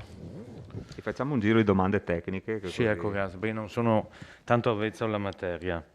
Allora, per quanto riguarda la soluzione A del quadro sinottico, allora, tra i process che c'è l'eliminazione delle barriere architettoniche, giusto? Del marciapiede, che però nulla a che vedere con la viabilità, nel senso che il PEBA sì, lo prevederebbe comunque. E confesso che pur avendo i dati, trovo discutibile tra le valutazioni positive i pro, cioè l'uscita da via Oberdan su via Garibaldi, nel senso che a me non pare più efficace di prima, francamente, più sicura, però è una impressione del tutto personale questa. Tra i contro invece c'è scritto che viene sospesa la fermata dell'autobus fino al termine della sperimentazione. Ora, farò un approfondimento dopo perché non è una questione tecnica sulle informazioni che sono state date rispetto all'autobus, però essendo in circolazione a sinistra, le porte dell'autobus sono dalla parte, fra virgolette, sbagliata, o facciamo scendere, visto che l'assessore diceva che la corriera ci passava, o facciamo scendere i pedoni verso le paratie, che mi pare un po' difficile, oppure togliamo, quindi non diciamo che è sospesa la fermata, non c'è proprio la fermata, cioè è stata tolta. Ma non solo la fermata, è stato tolto anche il passaggio dell'autobus, quindi è un altro elemento, duplice elemento contro, diciamo, non uno solo. E poi lei parla della ciclabile da trasferire su via Diaz. Io non ho capito se in questo caso si riferisca a quel pezzetto di ciclabile verso est, diciamo, cioè da via Galilei verso piazza Meschio, perché su via Diaz c'è già la pista ciclabile una parte, quindi non è da trasferire su via Diaz, nel senso, se la pista ciclabile si riferiamo a quella di via Oberdan, e in via Oberdan è da via Galilei a via Garibaldi, la medesima c'è già su via Diaz, cioè da via Garibaldi a via Galilei. Non c'è su via Oberdan verso est e non c'è su via Diaz verso su via Diaz verso est. Quindi non è che ci sia da trasferire. Su via Diaz c'è già, su via Oberdan viene tolta in questo modo.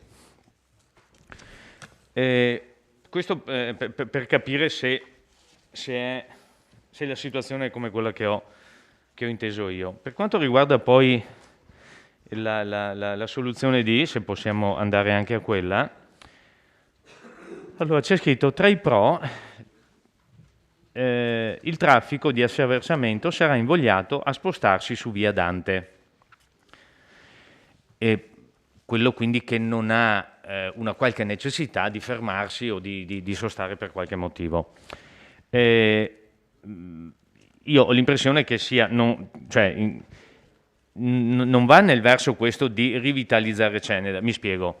È vero, c'è il traffico di attraversamento perché ha intenzione solo di attraversare, e c'è anche quel traffico, fra virgolette, che non è forse il più ecologico del mondo, di chi sta girando, oh aspetta ho visto un bel negozio, mi fermo. Così non è che rivitalizziamo Ceneda, nel senso che spostiamo il traffico, e non so se sarà solo quello di attraversamento, verso la parte est della città, non so se mi spiego. Cioè rischiamo di il traffico, come dire, l'autista o quello che ci sta facendo un giro non lo invitiamo ad andare verso Ceneda, lo invitiamo a stare verso la parte est della città. E questo, ripeto, non era, mi pare, nei programmi dell'amministrazione. Poi tra i contro vengono classificati come aspetti da approfondire elementi che sono, secondo, a mio modo di vedere, abbastanza chiari. Allora, su via Oberdan e via Da Vinci verrebbe convogliato un traffico pari alla somma attuale dei flussi in discesa su via Manin e in salita su via Galilei, giusto? Quindi parliamo, grosso modo, di 1200-1300 veicoli, siamo a 10 volte il traffico attuale, più o meno, insomma, una decina di volte, mi pare abbastanza pesante, e comprendente sia mezzi pubblici che mezzi di trasporto commerciale. Quindi diciamo l'impatto su queste vie sarebbe piuttosto pesante. Tanto per essere chiari, mi pare che siamo grosso modo sui flussi che ci sono all'emisfero, che è noto a tutti, sono piuttosto rilevanti, tant'è vero che l'ipotesi correttamente che ha fatto anche il suo studio dice si potrebbe cercare di snellire il traffico con alcuni interventi sul sito. Poi l'inquinamento acustico e atmosferico è vero che non è una questione prettamente viabilistica, su via Da Vinci e via Oberdan sono 2 vie residenziali, credo sarebbe piuttosto pesante. E poi solo un chiarimento giusto perché sennò rischio di aver capito meno di quello che pensavo. Le mappe fotografiche, quelle su via, adesso qua non c'è il numero di pagina, mi pare sia via Baxa quella che c'è, dove c'è l'ex Morassutti, giusto? Dopo via 24 maggio, salendo, giusto? Via Baxa. Quindi c'è l'ipotesi, spostando la ciclabile, però c'è il flusso in salita e in discesa. Non mi pare nelle ipotesi...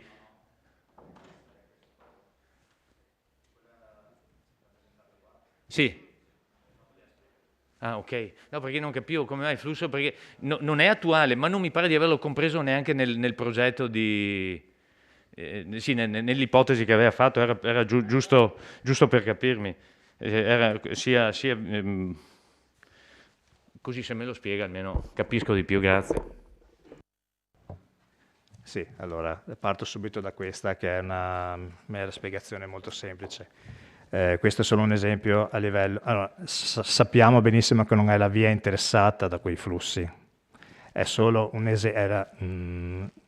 da Google, abbiamo preso queste immagini da Google, era l'ambito in cui era graficamente più facilmente rappresentabile quella che sarebbe stata un'inversione della pista ciclabile da un lato all'altro. Ovviamente questa non si riferisce a questo luogo specifico, ma quanto questa sarebbe in corrispondenza di via Oberdan, ad esempio.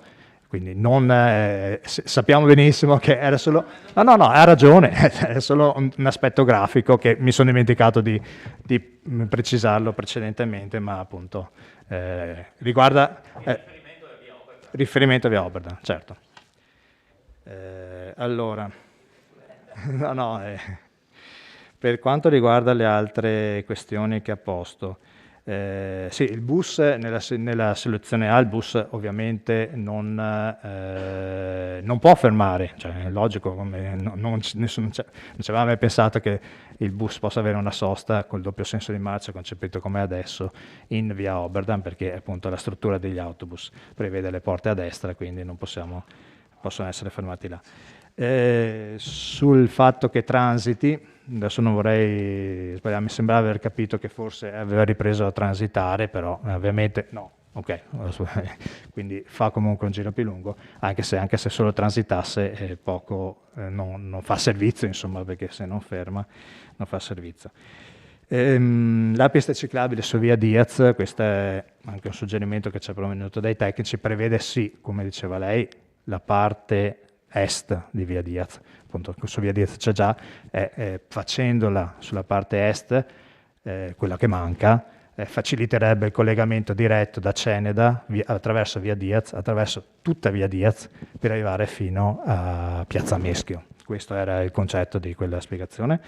L'uscita di via Oberdan con via Galilei, questa è stata una segnalazione. Noi siamo arrivati che queste situazioni erano già state consolidate, e appunto una segnalazione da parte degli uffici era stata che nel sistemazione di via Oberdan era stata sistemata e messa più in sicurezza appunto questa uscita, mi sembra spostandola più avanti, adesso non ho bene presente come fosse la situazione. Noi abbiamo acquisito questa osservazione e l'abbiamo riportata. Questo sullo scenario A. Sullo scenario D invece, allora sì, appunto le osservazioni che dicevo sono le due questioni che anche noi poniamo da verificare. Allora, sul discorso degli attraversamenti, noi intendiamo gli attraversamenti di chi non ha intenzione di fermarsi. Probabilmente se uno, quindi quelli che proprio per abitudine, diciamo, attraversa, però che noi in questo momento non siamo in grado di quantificare numericamente perché ci mancano delle rilevazioni, quelli che transitano da nord a sud senza fermarsi, quelli è possibile fare questa indagine attraverso, per esempio, delle indagini con le targhe in cui vengono presi in due cordoni, in un cordone entrata e un cordone uscita, un numero parziale della targa per questione di privacy e viene misurato il tempo, in base al tempo di percorrenza si capisce se l'utente si è fermato, quindi è un utente che è interessato all'ambito, oppure se invece ha solo fatto un attraversamento perché in questa fase lo ritiene più agevole, più veloce e quindi utilizzato in questo modo, in questa modalità, la rete, da valutare se è una modalità propria o impropria, come queste sono altre questioni di valutazione. Quindi sì, i numeri su via Oberdan e su via Da Vinci adesso, cioè infatti li abbiamo fatti vedere, però appunto mettendo delle premesse, in questa fase sarebbero 1200, all'incirca 1200 nelle ore di punta. Questi numeri sono da verificare proprio per le questioni che dicevo prima. Una parte può essere la componente di attraversamento, che può essere disincentivata, una parte anche per esempio, soprattutto su via Oberdan, perché sulla parte sotto riguarda eventualmente una traslazione tra il traffico di via Foscolo e il traffico di via da Ponte per entrare noi abbiamo verificato, per esempio su via Cenedese, che una quota sostanziale di chi proviene dal semaforo del cimitero di Ceneda e sale verso via Cenedese, e invece di salire in piazza per poi scendere via da Ponte ed entrare verso Vittorio Veneto, gira su via Foscolo e quindi preferisce, perché probabilmente è anche più diretta, usare via Foscolo, via Pasqualis, via Perucchina e via Galilei, e in questo momento è probabilmente la via più diretta. Nel caso in cui ci fosse una modifica della struttura della viabilità, come potrebbe essere lo scenario D, direi che può essere più conveniente spostare su via da Ponte. Questo farebbe in modo che si diminuirebbe il traffico su via da Ponte e non entrerebbe neanche su via Oberdan, andando a diminuire quel numero, come lei diceva. Certo, sappiamo che abbiamo evidenziato che quelle possono essere delle criticità da studiare, ovviamente. E infatti proprio, non abbiamo detto che questa sia la soluzione sicuramente preferibile, però è una situazione da pensare e verificare e studiare in modo più approfondito.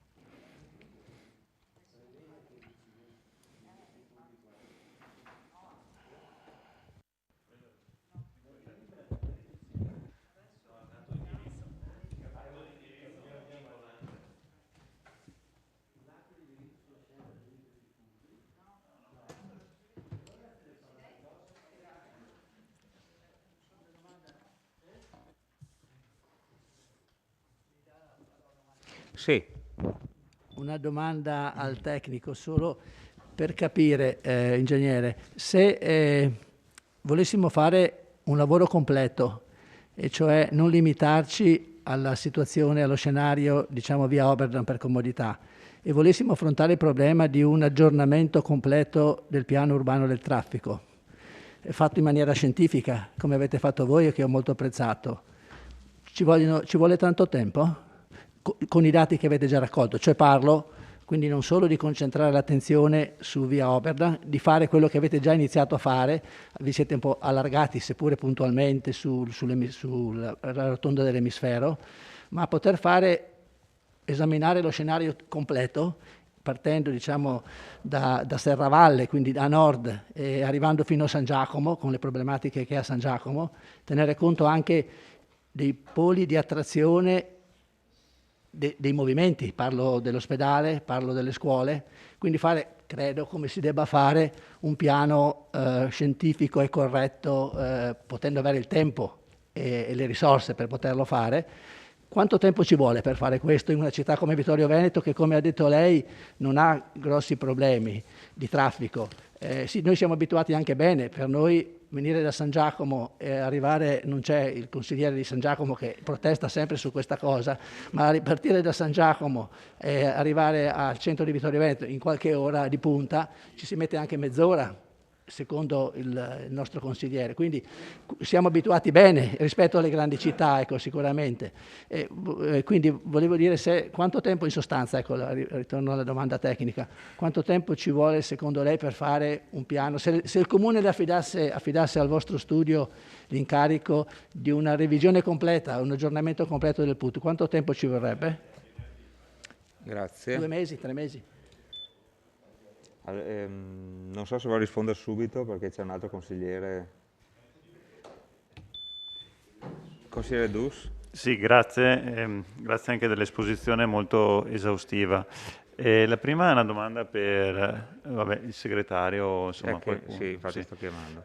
No, nel senso che volevo capire, cioè, siccome è qualcosa di molto corposo ciò che lei ci ha illustrato e anche interessante e dal mio punto di vista anche complesso perché appunto non maneggio bene la materia, non so se tutto ciò doveva passare per una commissione prima magari per poterla valutare, perché in commissione sua assessore non l'abbiamo vista?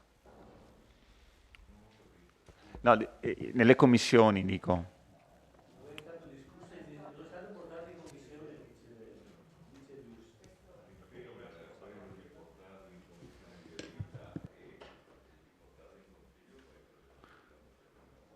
Sì, no, ma prima io non sono in commissione viabilità. Sì, no, ma mi va benissimo portarlo qua, ma di solito, sai, facciamo il passaggio nelle commissioni, no, ho capito, ma... No, facciamo dopo. No, era solo così, era per evitare di fare domande al tecnico, qui lo si faceva in commissione, ma va benissimo, non è un problema. La domanda che volevo fare era se secondo lei l'apertura del traforo, che come tutti ci auguriamo prima o poi avvenga, modificherà in modo sostanziale, rilevante o irrilevante, anche puntualmente la viabilità della zona di Ceneda, oppure secondo lei è poco rilevante, ecco, come dato. Siccome appunto parliamo di flussi di traffico, immagino che poi si riorganizzeranno e quindi mi chiedevo, a apertura del traforo fatta, dovremo rivalutare tutto, rimodificare, oppure possiamo già dire che questo è un consolidato perché quella viabilità più di tanto non si modificherà? Ecco. Non so se aveva valutato anche questo aspetto qui. Grazie, poi vorrei capire come, questo magari al Presidente lo chiedo, cioè proprio noi adesso dopo cosa votiamo, di cosa discutiamo, perché io la delibera non l'ho mica capita. Sì, va bene, dopo chiederemo a chi ha costruito la delibera, visto che è una delibera che sembra aperta. Allora, volevo sentire un attimo il consigliere D'Arè, che così magari mettiamo insieme le domande.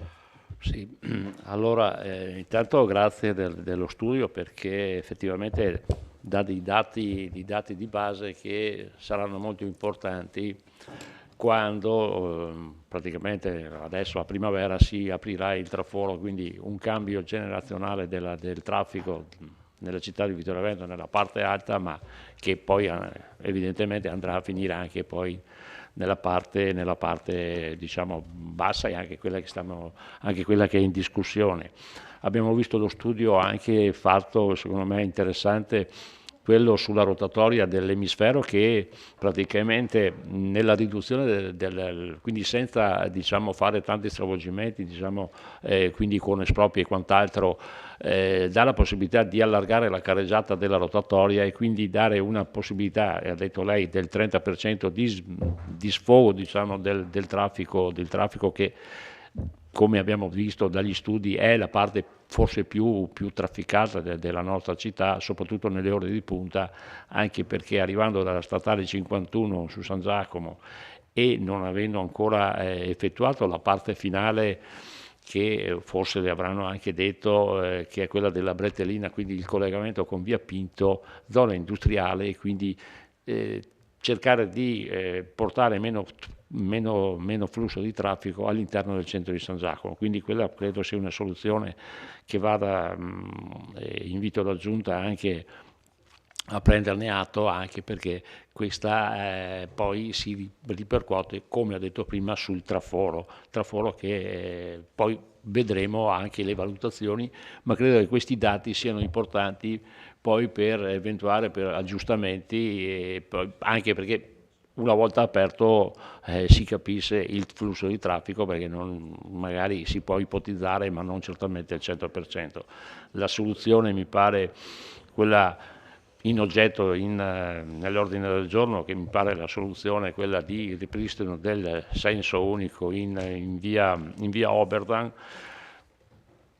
Auspico anche che però, essendo la zona così noi chiamiamo la zona dei frati, è una zona molto, diciamo, che ha i suoi equilibri, diciamo, commerciali, il doppio senso per quanto riguarda Via da Ponte fino quantomeno alla farmacia di Zamperlini, e la parte sotto in Via Lioni per quanto riguarda nella piazzetta dove c'è praticamente il Verdi. Credo che questa sia la soluzione diciamo ottimale per dare sfogo e praticità, diciamo, a tutti gli esercizi commerciali e quant'altro.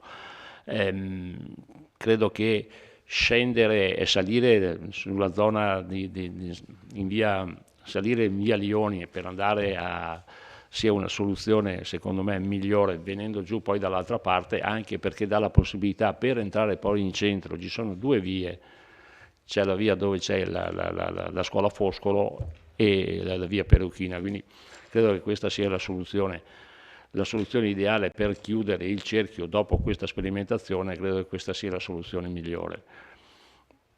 Complimenti per i dati, perché effettivamente ci danno la possibilità di confrontare con quello che sarà poi il futuro della viabilità nel comune di Vittorio Veneto. Grazie. Grazie consigliere. Allora, consigliere De Bastiani. No.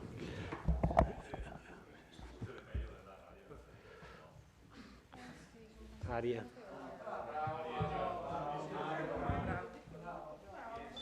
Sì, perché si sente smentegare adesso. Consigliere Rossetta era per l'aria? Sì. No, dopo. Un intervento. Ok. 5 minuti, 17, 12 e 23.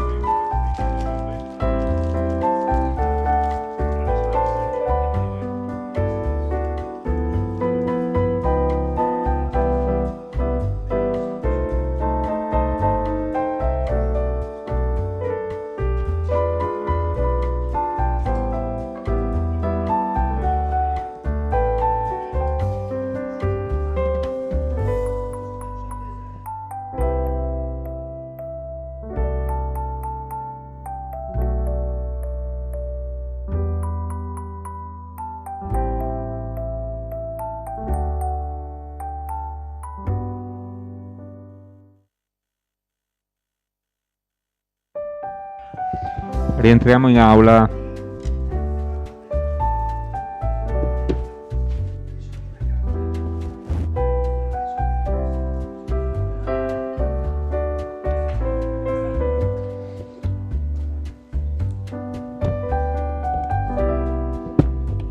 Rientriamo in aula.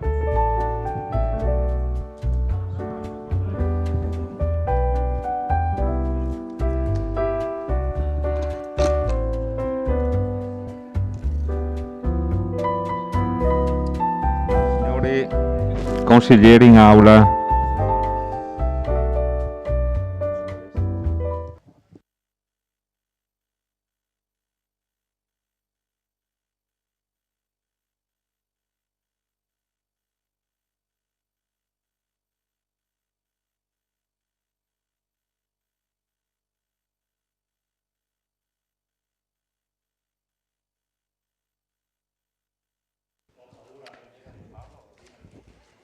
Cominciamo.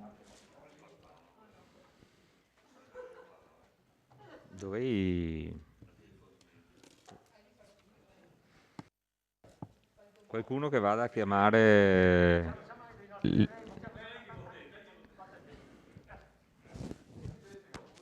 Beh, allora la soluzione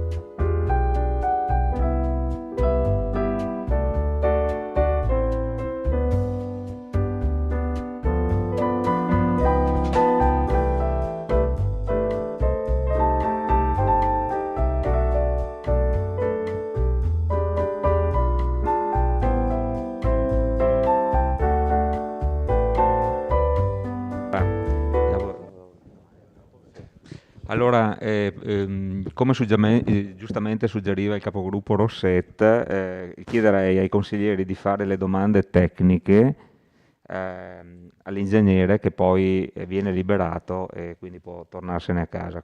Dopodiché iniziamo la discussione. Se avete delle domande di tipo... No, se avete delle domande tecniche, altrimenti liberiamo l'ingegnere. Sì, basta che sia una domanda non da 7 minuti, ma una domanda secca, tipo una domanda chiusa, sarebbe auspicabile. Avete domande tecniche, cioè tipo quanti veicoli, quante... Prego. Ho una domanda tecnica. Allora, ho apprezzato anch'io il lavoro fatto che con dei numeri conferma quello che tutti i vittoriesi già sapevano, in sostanza, soprattutto del discorso della rotonda dell'emisfero, dove però andava rilevato che forse il problema sostanziale è costituito dal fatto che c'è un ingresso a un supermercato che non doveva esserci, perché non si mette un ingresso di un supermercato su una rotonda e neanche teoricamente all'inizio doveva esserci. Il grosso problema di quella rotonda è quello là.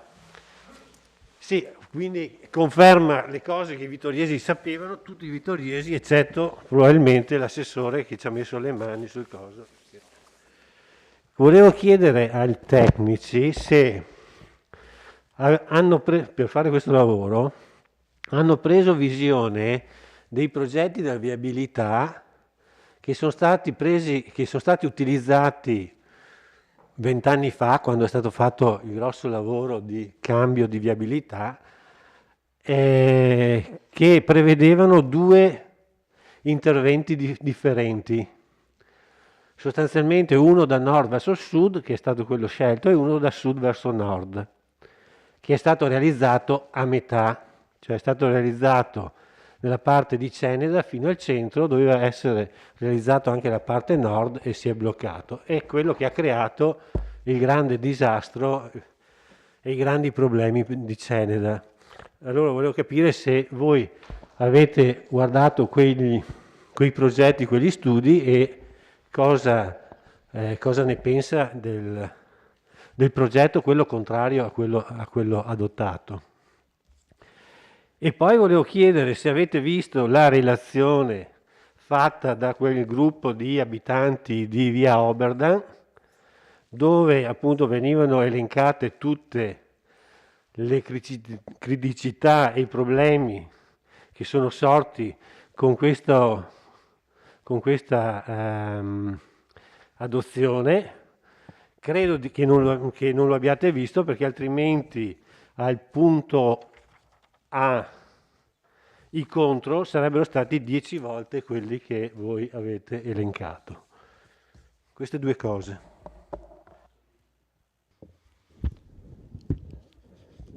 Buongiorno a tutti, se posso alla domanda di Bastiani rispondo io, e perché.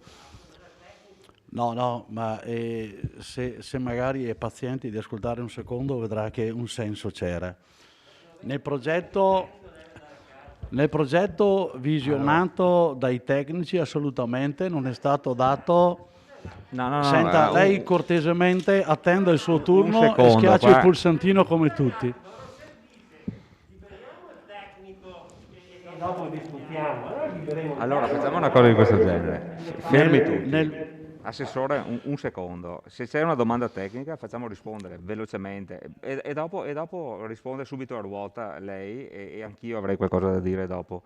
Quindi ingegnere risponda, le chiedo a cortesia di rispondere alla domanda tecnica del consigliere De Bastiani. Grazie.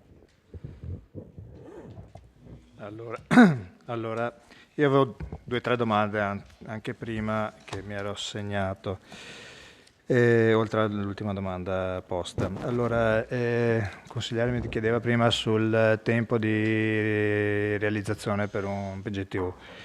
Allora, noi adesso abbiamo lavorato su questa fase, su questo ambito. Abbiamo nell'incarico che abbiamo anche di analizzare l'ambito del traforo, e infatti anche su questa, che è una questione che un'altra che è stata posta prima, saranno programmati dei rilievi prima dell'apertura del traforo e a seguito dell'apertura del traforo, proprio per capire l'incidenza che avrà e quindi avere sia una situazione dello stato di fatto che anche una situazione successiva. E questo ci permetterà di avere un'indicazione anche su quella che è la struttura di quella zona là, con un certo numero di dati. Con questa fase abbiamo dei dati conoscitivi su questi 2 ambiti. Ovviamente per impostare un piano completo bisogna prevedere anche una serie di...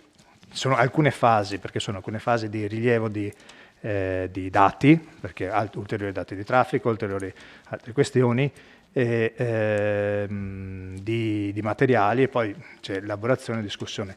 Allora, non so darle un'idea del tempo che è necessario, anche perché per alcune questioni sono delle situazioni in fase di evoluzione e quindi per esempio anche studiare adesso la questione prima che venga consolidata anche la struttura dell'apertura del traforo e quindi che si stabilizzi anche quella situazione, ovviamente crea delle lunghezze, delle lungaggini di tempo, dei tempi diversi. Ma si può ipotizzare e indirizzare decisamente, però poi ovviamente non abbiamo la sfera di cristallo, per quante ipotesi anche sensate si possano fare, dopo tante volte le distribuzioni di comportamenti delle persone, come si distribuiscono i flussi, si rivelano magari un po' diversi. Direi non i 2 o 3 mesi, sicuramente dei tempi un po' più lunghi, Io penso che, non so, un anno sicuramente anche in una struttura di cose è un tempo ragionevole, perché poi ci sono tutta una serie, c'è da valutare anche un tempo, forse per Vittorio non vale tanto, però c'è anche una questione di stagionalità. Il traffico può risentire in periodi diversi, ovviamente a seconda delle situazioni particolari, ci sono delle tempistiche, delle durate particolari dei lavori anche. Per quanto riguarda l'altra domanda precedente, quella sulla relazione tra l'apertura del tunnel e Ceneda, appunto noi adesso valuteremo, cioè sarà una fase in cui valuteremo cosa comporterà, che ridistribuzione comporterà i flussi l'apertura del ponte. Presumo però che per Ceneda in sé per sé dovrebbero essere meno rilevanti le conseguenze, nel senso sia per quello che riguarda gli abitanti, perché ovviamente la popolazione residente e le attività, probabilmente anche per certi attraversamenti, però queste sono cose da verificare, però in prima battuta presumo che saranno più evidenti le ripercussioni su questo tipo di viabilità su Serravalle piuttosto che non su Ceneda.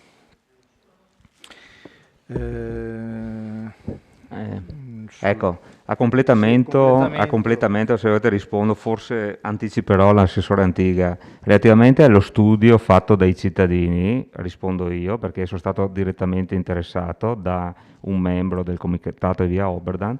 Quello studio che è stato fatto io l'ho girato a tutti i consiglieri, ok, i quali hanno potuto leggerlo e valutarlo. Direi che è uno studio fatto molto bene e quindi ci aiuterà come consiglieri a tener conto delle nostre scelte. Non l'ho girato ai tecnici perché mi è stato chiesto di girarlo ai consiglieri e quindi ho fatto questo direttamente. Penso che sia stato comunque un... Sì, ma ecco, per la verità io non l'ho girato ai tecnici e quindi non possono conoscere lo studio, quindi, perché mi è stato chiesto di girare ai consiglieri.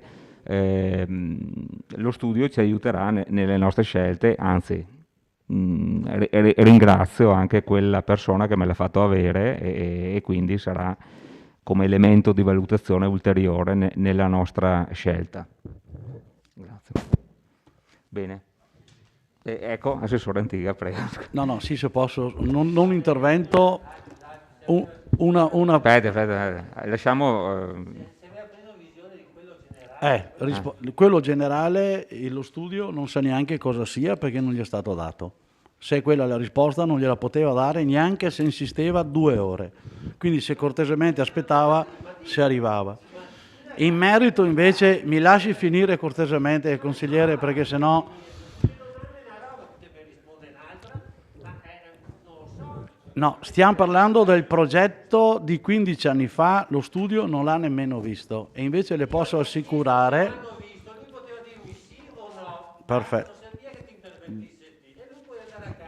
Bene, allora Grazie. taglio la testa al toro. Allora, invece la relazione di via Oberdan e la relazione, c'erano altre 2 relazioni che provenivano da Ceneda, sono state date per metodo di lavoro allo studio dopo che è arrivato con i propri dati e con le proprie idee sul discorso di viabilità.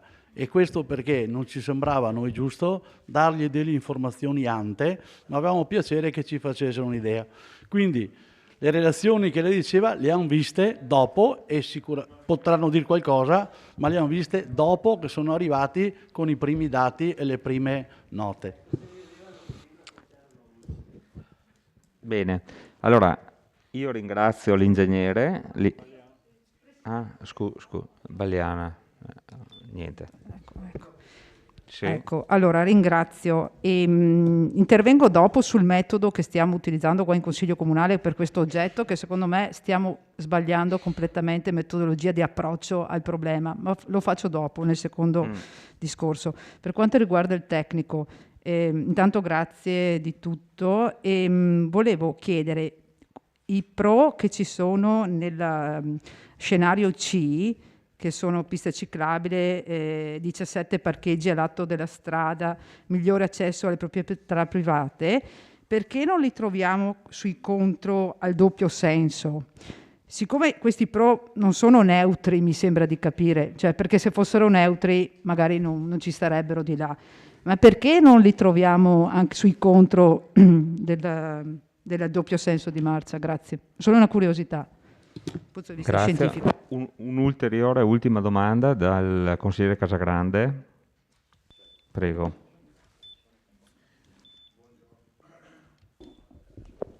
Posto. Buongiorno. No, volevo approfittarne per ringraziare i tecnici, in quanto non abbiamo avuto occasione di incontrarci precedentemente, in quanto ero impossibilitato. Lo studio mi è sembrato ben fatto, anzi in maniera ottimale. Mi sembra proprio che questo sia il metodo da utilizzare in queste situazioni. Mi allaccio diciamo al discorso che ha fatto il Presidente sul progetto che è stato inoltrato a tutti i consiglieri, che ovviamente letto mi è sembrato ben fatto. È chiaro che contrariamente a quello che ha appena detto la collega Bagliana, non è che io penso che questo sia l'approccio corretto, cioè sia sentire i tecnici, sia capire l'indirizzo della giunta dell'amministrazione e mettere insieme poi i pareri con quella, mi sembra, ottima analisi che è stata condivisa dei cittadini. L'insieme di queste informazioni ci porterà poi ad un risultato finale che verrà fuori oggi dal Consiglio. Ecco, quindi volevo fare questo intervento proprio perché penso che l'approccio sia stato, anche se all'inizio un po' traballante, ma dopo con i confronti che abbiamo avuto si sia arrivati effettivamente ad un'analisi del problema a mio parere corretta, con l'intervento di più figure su diversi piani. Detto questo, una breve domanda per il tecnico in merito al progetto, anche se è solo un'idea, ma non ho avuto modo di farla prima.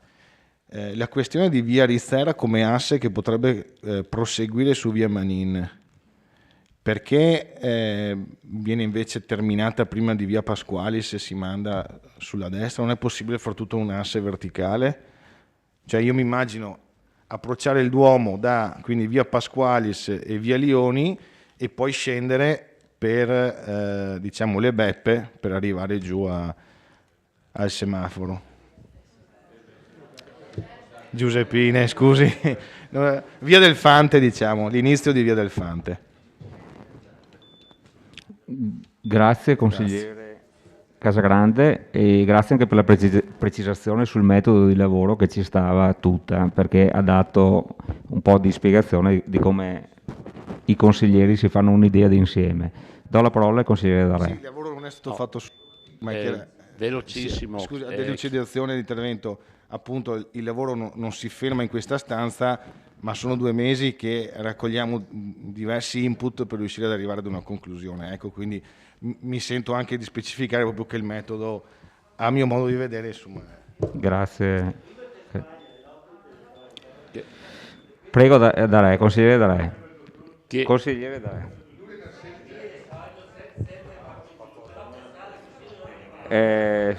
Consigliere D'Arè, prego.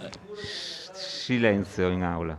Chiedo scusa ai consiglieri, colleghi consiglieri e sindaco, ma per un impegno devo lasciare questo Consiglio Comunale, non per rispetto, per essere rispettoso ai punti che ci sono dopo, che sono le vostre interrogazioni, ma purtroppo l'impegno mi devo assentare. Ringrazio il tecnico, augurando a tutti e a chi ci vede da casa gli auguri di buon termine e soprattutto di un 2021 migliore del 2020.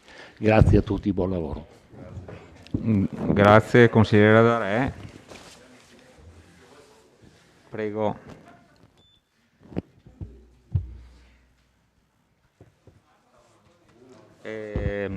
Ingegner Rossi, se vuole precisare, prego. Allora, rispetto al discorso dei punti della situazione C che sono diventati pro, diciamo rispetto alla situazione attuale sono dei pro e la situazione attuale non è. Cioè, certo che nella situazione attuale non ci sono, cioè, quindi può essere considerato un contro se si confronta rispetto alla situazione antecedente. Se facciamo un confronto rispetto alla situazione attuale, quelli sono dei pro che la situazione attuale non ha. Cioè, quindi no, ma nessuno pone, infatti sono stati messi come pro della situazione C il fatto che rispetto alla situazione attuale ci sono c'era la fermata bus, la pista ciclabile, 17 parcheggi l'autostrada e migliore accesso alla proprietà privata. È un confronto rispetto a quella situazione attuale, rispetto alla situazione A, diciamo che è stata presa quella un po' come a riferimento attuale. Mi sembra che sì, duplicarla un'altra volta può anche essere, ma mi sembra che se si capisce il senso, cioè, ho capito anche il suo discorso. Cioè. A quel punto, la situazione è chiara. L'altro consigliere diceva entrare direttamente in Viale Rizzera. Adesso io faccio un po' direi che probabilmente potrebbe porsi un problema, se non su qualche intersezione, tipo su quella di Via Pasqualis, che adesso è a doppio senso, che in quel caso se dovesse andare si dovrebbe creare una serie di giri che è ancora più, cioè bisognerebbe probabilmente rigirare tutto, perché c'è anche Via Pasqualis, non potrebbero andare verso Peruchina, direi, perché si creerebbe un'intersezione diretta, che già mi sembra che da quello che mi è stato riferito, quello era un nodo critico, che creava delle criticità che in questa fase è stato, che con questo disegno invece attuale, che viene mantenuto nelle successive ipotesi, invece ha risolto problemi di sicurezza. Quindi per questo non abbiamo ipotizzato di modificare la struttura nella parte bassa di questo ambito, insomma, proprio per non andare a modificare equilibri che nel tempo sono stati ottimizzati. Questo un po' a detta di quello che ci è stato riferito da tecnici, da comandante, eccetera. Entrare direttamente potrebbe essere una soluzione, bisognerebbe però riconfigurare tutta un'altra, rianalizzare, cioè pensare cosa comporta, perché probabilmente comporta una serie di ulteriori inversioni di sensi, direi, adesso pensandoci un po' al volo, direi che però a noi è sembrato più logico come proposta di ipotesi quella invece di proseguire in quel modo. Grazie ingegnere. A questo punto possiamo liberarlo. Bene, allora io ringrazio l'ingegnere Rossi e anche il professor Della Lucia dello studio fatto. Ovviamente siamo rimasti tutti soddisfatti ed è così che si affrontano problematiche di questo tipo in metodo scientifico e dopo ognuno trae le proprie conclusioni che possono, ripeto, essere anche diverse da quanto si deduce dalla scientificità della soluzione. Quello però sono aspetti politici che ora andremo ad affrontare insieme. Grazie ingegnere e buon anno. Bene, apro la discussione.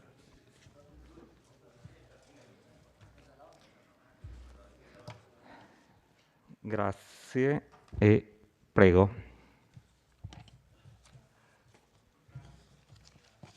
Forse è meglio aspettare il sindaco. No? Sì. Allora, vedo il consigliere Balliana, prego. Allora, vorrei riprendere il discorso che facevo prima. Scusate, no, allora, premesso che lo studio fatto, secondo me, è stato fatto in una situazione non ottimale per vari motivi. In primo, per il discorso Covid, che non è non rilevante. Nel senso, siamo in una situazione emergenziale in tutto il Paese, con un cambio di routine quotidiana da parte di tutti i cittadini, perché non si può dire che non abbiamo cambiato il nostro modo di vivere, quindi è anche di spostarci nel territorio e anche di andare a lavorare. C'è gente che lavora in smart working da casa, quindi voglio dire, c'è tutta una situazione in questo momento, in emergenza Covid, che secondo me vanno un po' a alterare i dati poi che magari lo studio ha raccolto.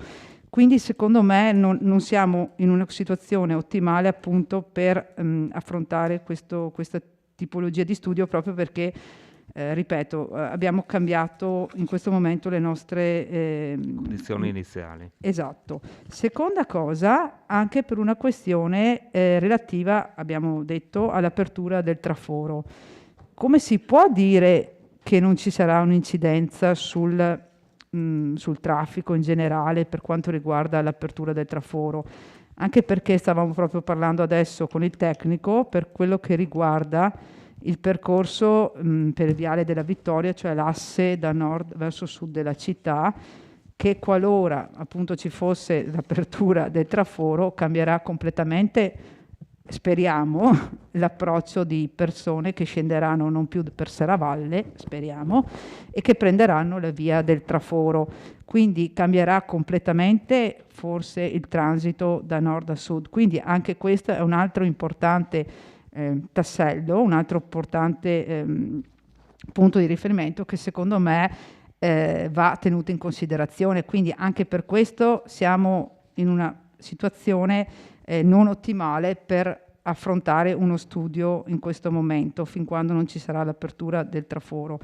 E poi vorrei tornare sul metodo di lavoro, consigliere Casagrande. Allora, io apprezzo lo sforzo fatto in extremis per recuperare la sperimentazione fatta su via Oberdan, però penso che non sia giusto che, ma anche nei confronti di quello per cui ci impegniamo, cioè una situazione del genere, un lavoro del genere sarebbe da portare in una commissione che si riunisce più volte, non una volta, più volte, affronta per bene le varie ipotesi, analizza, cioè studia e poi porta in consiglio comunale una proposta. Secondo me questa cosa che è stata fatta è un po' di mettere assieme, cioè lo sbaglio prima, adesso torniamo indietro. Ripeto, io sarei per aprire una fase diversa, cioè non venire direttamente in consiglio comunale, ma prima approcciare lo studio, analizzare e poi portare il risultato, anche perché stiamo parlando insomma di cose non facili, voglio dire, io l'ho letto lo studio, cioè ho cercato di capire, però voglio dire ci vuole tempo anche per elaborare un'idea, no? E quindi adesso momentaneamente mi fermo qua, però io invito, adesso io non so cosa andremo a votare qua, so che è una cosa molto difficile quella che sceglieremo, nel senso che la nostra proposta è di riportare tutto come prima e affrontare poi quello che ho detto prima in una commissione, qual è l'ipotesi migliore alla vista anche dell'apertura del traforo che verrà a marzo, speriamo, e magari anche una diminuzione della pandemia, quindi riportiamo tutto in un assetto normale del territorio. Ecco, grazie. Okay. Grazie, consigliere Bagliana. Consigliere Dus. Sì, Presidente. Cioè, generalmente quando noi trattiamo gli ordini del giorno abbiamo in mano delle delibere, degli atti di indirizzo, delle mozioni, eccetera, eccetera. E quindi uno sa di cosa sta discutendo e sa cosa andrà a votare. In questo caso io non ho capito cosa voteremo alla fine. Allora, le chiedo, può per cortesemente dirmi qual è la proposta che viene fatta? Così poi noi possiamo esprimerci pro e contro, perché altrimenti io inizio a parlare di via Oberdan, del Duomo, di Cenere, eccetera, magari sono d'accordo con la vostra proposta e la chiudiamo qui. Cioè, esattamente. Sì, siccome le cose che dovevamo dirvi ve le abbiamo già dette, io adesso, se volete, ripeto, rinizio a parlare di Fasanti, bla bla bla, però non mi pare... Ecco, allora, se mi dice la delibera è questa, votiamo questa cosa qua, io vi dico sono a favore, sono contrario, allora, e anche da casa la chiudiamo. Secondo me è un attimo proprio di allora, metodo. Sicuramente il consigliere Dus mi dà l'assist per dire effettivamente... questa è una delibera di tipo aperto, quindi ci sarà qualcuno che ha pensato tra le 4 soluzioni a qual è la migliore. Se il sindaco, non so, è d'accordo, può anche dare qualche idea di cosa è stato pensato e poi se siamo tutti concordi si chiude la partita e basta. Prego.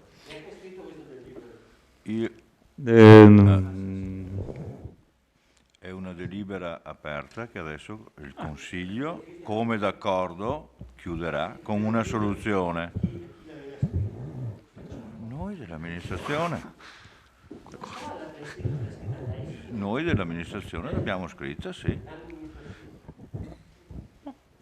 Allora, se volete il mio parere, noi siamo di fronte a 4 soluzioni, di cui la quarta è stato ampiamente delucidato essere una novità un po' che nessuno di noi aveva pensato, ma che solo per essere presentata come tale ha bisogno di ulteriori approfondimenti che in questo momento addirittura non si possono neanche fare perché siamo in vista di importanti variazioni nel traffico cittadino. La quarta Quindi, sarebbe, scusi Sindaco, la quarta sarebbe la soluzione D, la D, sì. nelle slide. Quindi io direi che in questa sede qua noi non possiamo mettere la soluzione quarta fra le soluzioni che andiamo a decidere di prendere. La quarta ci auguriamo che venga approfondita e se un domani sembrerà a noi che sia valida la prenderemo in considerazione e eventualmente la approveremo. Io direi che fra le soluzioni votabili oggi ci sono le prime 3, ovvero, insomma non mi ripeto, non faccio perdere tempo, le prime 3. Nell'ambito delle prime 3 noi ragionando abbiamo pensato che la soluzione B, sembra sia la B, sia in questo momento la migliore. In questo senso abbiamo tentato di completare il testo che adesso magari vi leggeremo di una delibera votabile in questa seduta qua. La soluzione B di Bari, giusto per dare un po' di informazioni sia ai consiglieri che ai cittadini, è quella che riporta via Oberdan alla soluzione pre-sperimentazione e che mantiene via Lioni e via da Ponte con l'attuale senso, no? di percorrenza, quindi in senso orario. In più, e questo derivava un po' anche dalle osservazioni, finisco un attimo che così allora con delle opportune aggiunte che possono essere quelle che diceva il consigliere Darè, cioè il doppio senso sia lato di via da Ponte, giusto? E il doppio senso fino a metà e il doppio senso fino alla piazzetta per intenderci in via Lioni del Cinema Verdi. Questo mi sembra di aver capito.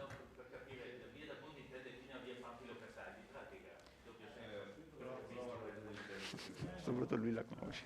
Via Panfilo Cataldi era durante il lockdown a marzo-aprile. Ah. Via Panfilo Castaldi, dai, chi è che non la conosce? Sì. Sì. Presidente, sì, riprendo la parola, Presidente. No, posso continuare? Allora, un attimo che riordiniamo. Allora,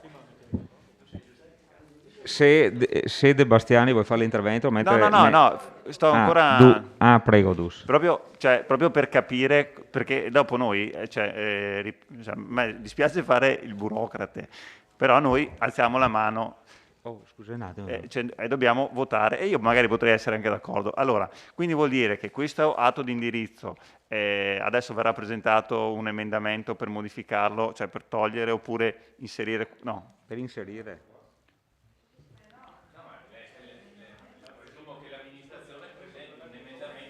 Certo. Sì, perché... tecnicamente sì. Tecnicamente sì. Ecco.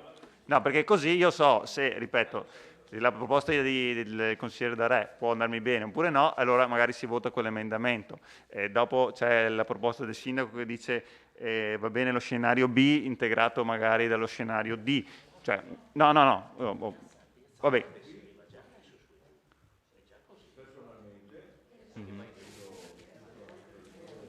Sì, no, ho capito, ma non riesco a capire tecnicamente come facciamo.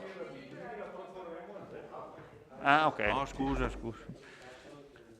Sì, un attimo. Noi pensiamo che la soluzione B sia la... No, scusate che parla Silenzio, sennò un attimo, perché sennò... Noi pensiamo che la soluzione B di Bologna sia la migliore. Ok.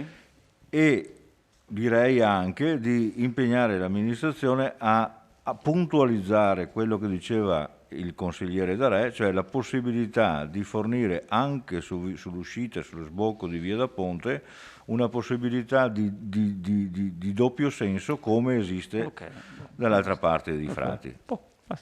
Questo è il coro. Poi lo votiamo, dopo... non lo votiamo. Esatto, uno lo vota, no. Sostanzialmente, Perfetto. E dopo chiudo, la soluzione che c'era prima, solamente che si cambia l'antiorario che c'era prima delle vie Lioni e da Ponte con l'orario con il senso orario che c'è adesso. Posso anche specificare perché questo tipo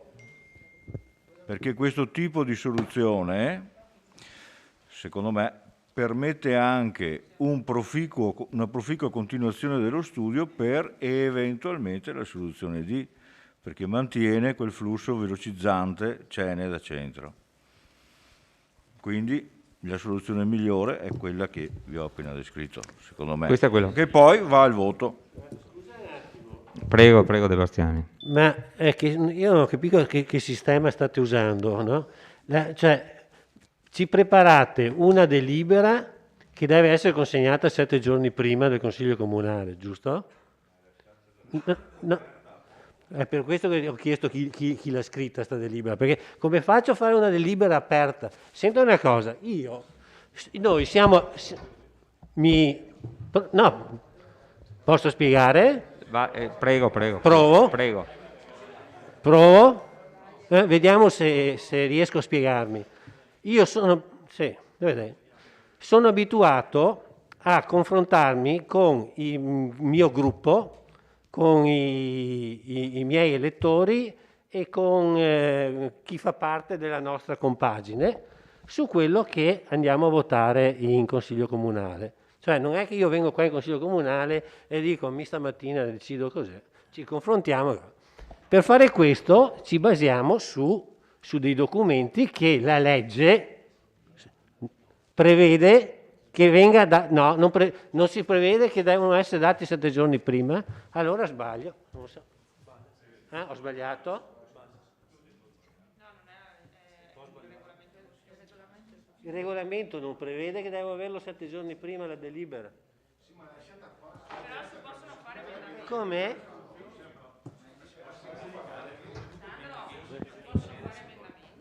Beh, ma...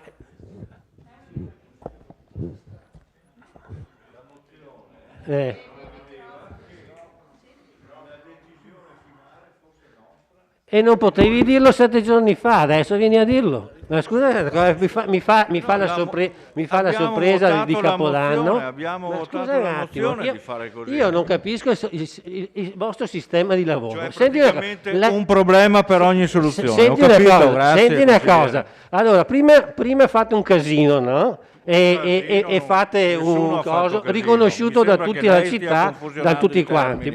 Dopo aver fatto un gran casino, chiamate dei tecnici, no? a sottoporgli il problema. Cioè, già questo è un bel sistema di lavoro, no? Prima combino la frittata, dopo chiamo uno a dirmi guarda sta frittata.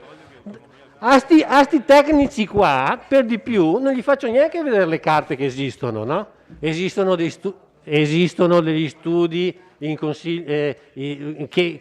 che esistono da 20 anni, no, non li faccio vedere. Esistono delle osservazioni, un lavoro molto ben fatto dei cittadini, non li faccio vedere, tutte le cose, no? Io veramente non riesco a capire, se non il sistema di lavoro è quello che ha dichiarato Antigua quella volta, che ha detto a noi piace fare, piace sbagliare, ma piace fare. E allora il sistema è questo probabilmente. Allora, consigliere... Detto questo, fateci vedere sto emendamento. Sì, consigliere De Bastiani. Perdoni, consigliere De Bastiani, intervengo perché è un irrispettoso attimo, nei confronti del sindaco che lei dica, un attimo. posso dire cazzate, dopo che in questa assemblea avete votato la mozione che Assessore doveva Antiga. succedere quello che deve succedere. Per cortesia, un po' di dignità.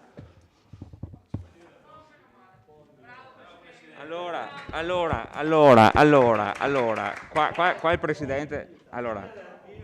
Allora, un attimo, sto cercando di riportare... No. Allora, non mi sembra... La questione è... Allora, la delibera è stata portata in Consiglio Comunale aperta, nel senso che è stata data l'autonomia richiesta, vi ricordate la mozione Bagliani, è stata data l'autonomia di riportare in Consiglio Comunale. Mi sembra che la soluzione proposta sia sostanzialmente quella di riportare tutto come prima, tranne l'inversione, quindi non è uno stravolgimento. A questo punto andiamo sul concreto, no? Una soluzione proposta è questa, ce ne sono altre, sono 4 in sostanza. La quarta, la soluzione D, è una soluzione futura, la soluzione A, abbiamo detto, non è percorribile, rimangono 2 soluzioni, la B e la C, che differiscono sostanzialmente per il verso di percorrenza solamente di via Lioni e via da Ponte. A questo punto, tecnicamente, è un emendamento che vi verrà proposto dal segretario sulla soluzione di tipo B. Quindi leggiamo la soluzione e quello sarà il testo che andrà in delibera. Se uno è d'accordo, lo vota. Se uno non è d'accordo, non lo vota. Sono stato chiaro? Bene, ora che mi sono spiegato, do la parola al consigliere De Antoni che aspetta da mezz'ora. Prego. Allora, sì. Scusate, un attimo di attenzione. Scusate, credo che questo problema che abbiamo davanti deve essere affrontato in maniera diversa. Buono. Questi li considero come interventi, perché sennò arriviamo stasera. Avanti. Prego consigliere. Ho capito, però se continua... Alessandro sei mio, mi dicono che sei mio. Vabbè. Mi hanno detto che sei mio. Non ho capito. Allora, scusate, io non voglio entrare nel merito per il momento delle diverse ipotesi che sono state presentate. Dico solo che è apparso chiaro, anche dalle prime indicazioni del tecnico incaricato, che per affrontare un problema così complesso è necessario un approccio diverso da quello che abbiamo seguito fino adesso. Infatti, introdurre in modo affrettato modifiche puntuali alla viabilità prima di aver varato un quadro organico completo si risolve in proposte di corto respiro che potrebbero rivelarsi in contrasto con la proposta finale. Questo produce il rischio di dover annullare le decisioni prese con l'unico risultato di disorientare la gente e creare confusione e conseguenti situazioni pericolose. Una variazione dell'assetto della circolazione della città deve essere costruito su un'idea chiara di quale deve essere il modello di città che si intende portare avanti, di quale sia la visione che governa le scelte future, delle quali la viabilità rappresenta solo una componente parziale del processo. Quindi, se vogliamo affrontare il problema della viabilità, lo dobbiamo fare con serietà, affidandoci, come abbiamo iniziato a fare, a tecnici preparati, che affrontino il problema nel suo complesso, partendo da una situazione consolidata nel tempo, credo da quasi 20 anni. Devono essere evitate quindi le proposte e le soluzioni fatte in casa in modo artigianale. Tutti noi diciamo di voler cambiare, o perlomeno di verificare l'affettibilità di un cambiamento, alla luce anche di come potrà variare la situazione con l'apertura dello svincolo del traforo di Sant'Augusta, ma ci sono problemi di viabilità da risolvere anche in altri punti della città. E io ho apprezzato anche il cambiamento della Giunta, signor Sindaco, che inizialmente aveva dato un incarico limitato al professionista e poi lo ha ampliato con il punto che è contenuto nella bozza di delibera, che non c'era nella determina che è stata fatta di incarico. C'è scritto un ripensamento di alcuni flussi di traffico che oggi sembrano sfavorire certe parti della città rispetto ad altre. E questo è il fatto che il professionista ha esaminato l'emisfero, no? La zona, ma potrebbe esaminare anche San Giacomo o anche altre cose. Allora io dico, ritorniamo, secondo me, ma posso modificare leggermente questa proposta. Ritorniamo alla situazione antecedente i lavori della ferrovia. Quindi via Oberdan e via da Ponte in senso unico da est verso ovest, via Leoni da ovest verso est. Questa è la proposta. Perché dico questo? Dico questo perché, come ha detto il tecnico oggi, bisogna partire da una situazione consolidata, verificare i numeri della situazione e poi proporre le modifiche. Quindi mi sembra che la soluzione via da Ponte, diciamo, in salita, via Leoni in discesa, se così si può dire per non sbagliare, è la soluzione che è durata 15, 18, 20 anni, dal 2000 e qualche cosa.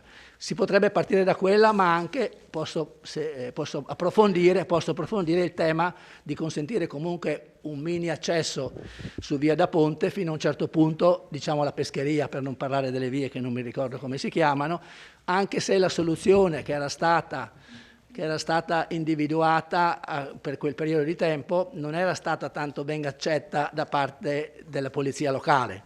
Comunque, se non si può partire dalla soluzione consolidata da 20 anni, possiamo anche verificare se è possibile fare questo.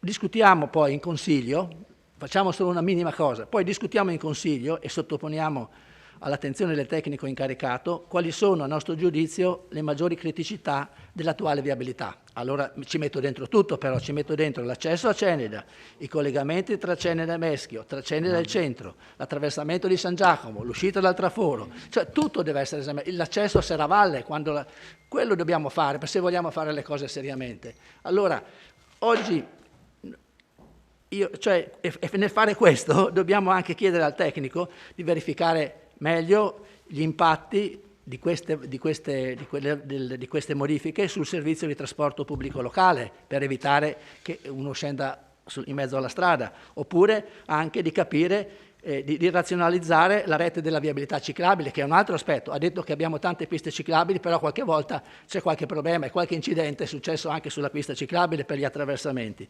Quindi ho molto apprezzato il lavoro che hanno fatto e quindi, concludendo, io dico: oggi non siamo qui per fare un processo a un assessore o all'altro assessore o a dire che so che cosa.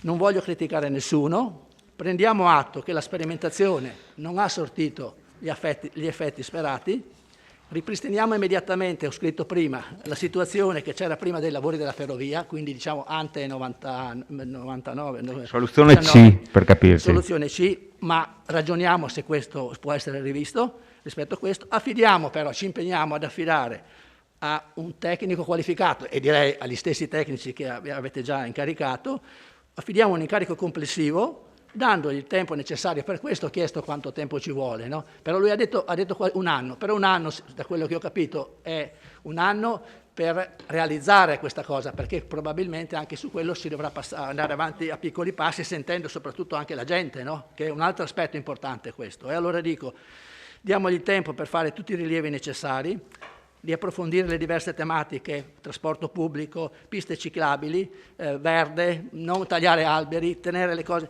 e ci proponga, rispetto alle problematiche e ai problemi che abbiamo individuato, ci proponga qual è la soluzione migliore. Poi decideremo di fare come dice il tecnico. Politicamente sarà meglio fare qualche cos'altro, sentendo la gente, qualche cos'altro ancora, ma usciremo finalmente smetteremo di parlare di questo problema della viabilità, lo abbiamo affrontato in maniera seria e concreta, per una volta, spero, con l'accordo di tutti, però veniteci un po' incontro su questa cosa, nel senso che dobbiamo uscire con incarico al professore o chi sarà, insomma, come si chiama, di fare questa cosa bene, con calma, guardando a 360 gradi tutto il territorio, da nord a sud. Questa è la mia proposta. Grazie, consigliere De Antoni. Prego, sindaco. A tal proposito, consigliere, io vorrei sperare che la serietà sia un elemento imprescindibile qua dentro, cioè non è che si parla che la gente si muova per scherzo o per far dispetti a qualcuno. Quando si affronta un problema così complesso si cerca magari di farlo a casa perché magari uno pensa anche ai costi, alle implicazioni che hanno certe consulenze esterne e così. Abbiamo visto, io personalmente per la prima volta, come si muovono questi tecnici. ho visto che il sistema è un sistema consolidato che viene, ho imparato, mi hanno descritto come è stato affrontato altre problematiche, come sono state affrontate più importanti in contesti più problematici, applicate su di noi. Ho visto che danno sicurezza, danno un po' di più certezze nel momento di decidere, quindi abbiamo oggi imparato che esiste anche questa possibilità. No, sì, d'accordo, però una volta che l'hai provato e hai visto che può soddisfare le tue necessità di conoscenza e gli elementi, possono darti quegli elementi decisori che ti servono, è chiaro che, come lei giustamente ha notato, abbiamo già ampliato la gamma dei servizi richiesti e nulla vieta che man mano ci troveremo bene in questo approccio possa essere allargato anche a tutta la città. La differenza oggi, che abbiamo visto l'utilità di questo tipo di approccio, è semplicemente di farci un'idea dopo dei costi, perché naturalmente tutto costa. La ringrazio per le sue note. Bene, allora, consigliere Rossetto. Grazie Presidente, buongiorno a tutti. Consigliere D'Antoni, siamo 4 consiglieri di San Giacomo, abbiamo un valido portavoce e gli continuiamo a lasciare questo incarico. Comunque di San Giacomo siamo 4 consiglieri. No, neanche la mia. Ho fatto una precisazione solo. No, ce ne sono altri 2 o 3. E anche la... vede? E se ne ha partito. Pentito di non esserlo. Scusate, vabbè, permettetemi la battuta, per carità. Allora, nell'ultimo consiglio comunale il mio intervento e purtroppo e giustamente anche quello che ha detto il tecnico era riferito solamente a quelli che erano avevo fatto delle considerazioni personali sulla lunghezza dei percorsi. Poi come gruppo avevamo condiviso con voi che altri, e sicuramente non meno importanti, erano le valutazioni da fare sulla scelta dei sensi unici.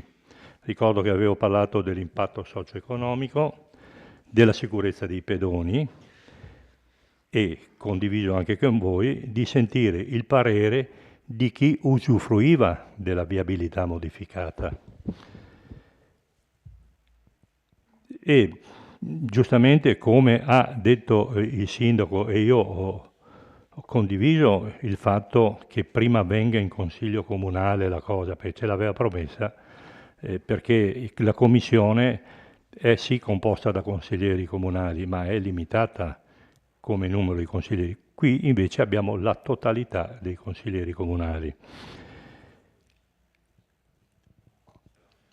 E appunto solamente dopo aver ascoltato i tecnici avremo preso una decisione. Una cosa è certa, che da amministratori, e voglio sottolineare, nonostante qualcuno ci abbia definito degli analfabeti ieri sera, che da buoni amministratori ci prendiamo l'impegno e la responsabilità, trovando un giusto punto di equilibrio, di dare una rigenerazione urbanistica non solo al centro storico di Ceneda, ma alla città intera. E abbiamo parlato anche oggi di San Giacomo. Io allora proporrei una cosa: rimandiamo tutto dopo il 2028, perché per le Olimpiadi di Cortina è prevista una modifica importante della viabilità di San Giacomo. E allora, se dobbiamo aspettare che si apra il traforo, aspettiamo anche che facciano la nuova viabilità di San Giacomo.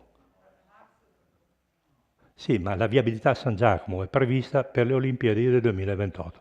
Allora, o 26, scusa, mi ho sbagliato. Quindi aspettiamo il 2026 per prendere delle decisioni.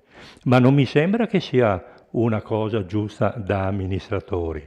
possiamo sbagliare, sbagliamo sempre, per carità, tanto sbagliamo sempre, ci prendiamo anche la responsabilità di sbagliare anche questa volta nel prendere delle decisioni. Comunque ognuno voterà come meglio crede, senza però che qualcuno mi venga a dire che io non capisco niente, che noi sbagliamo sempre.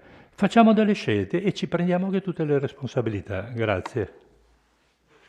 Grazie, consigliere Rosset. Consigliere Gomiero.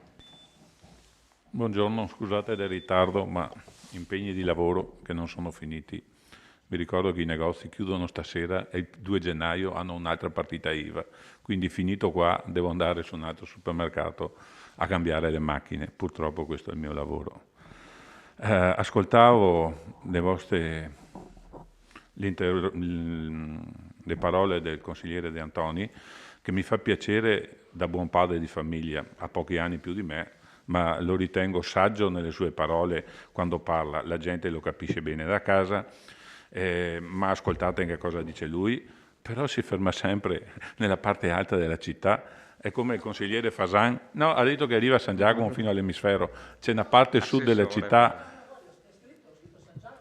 Sì, ma San Giacomo, volevo ricordarle che San Giacomo non è che sono arrivati fino all'emisfero.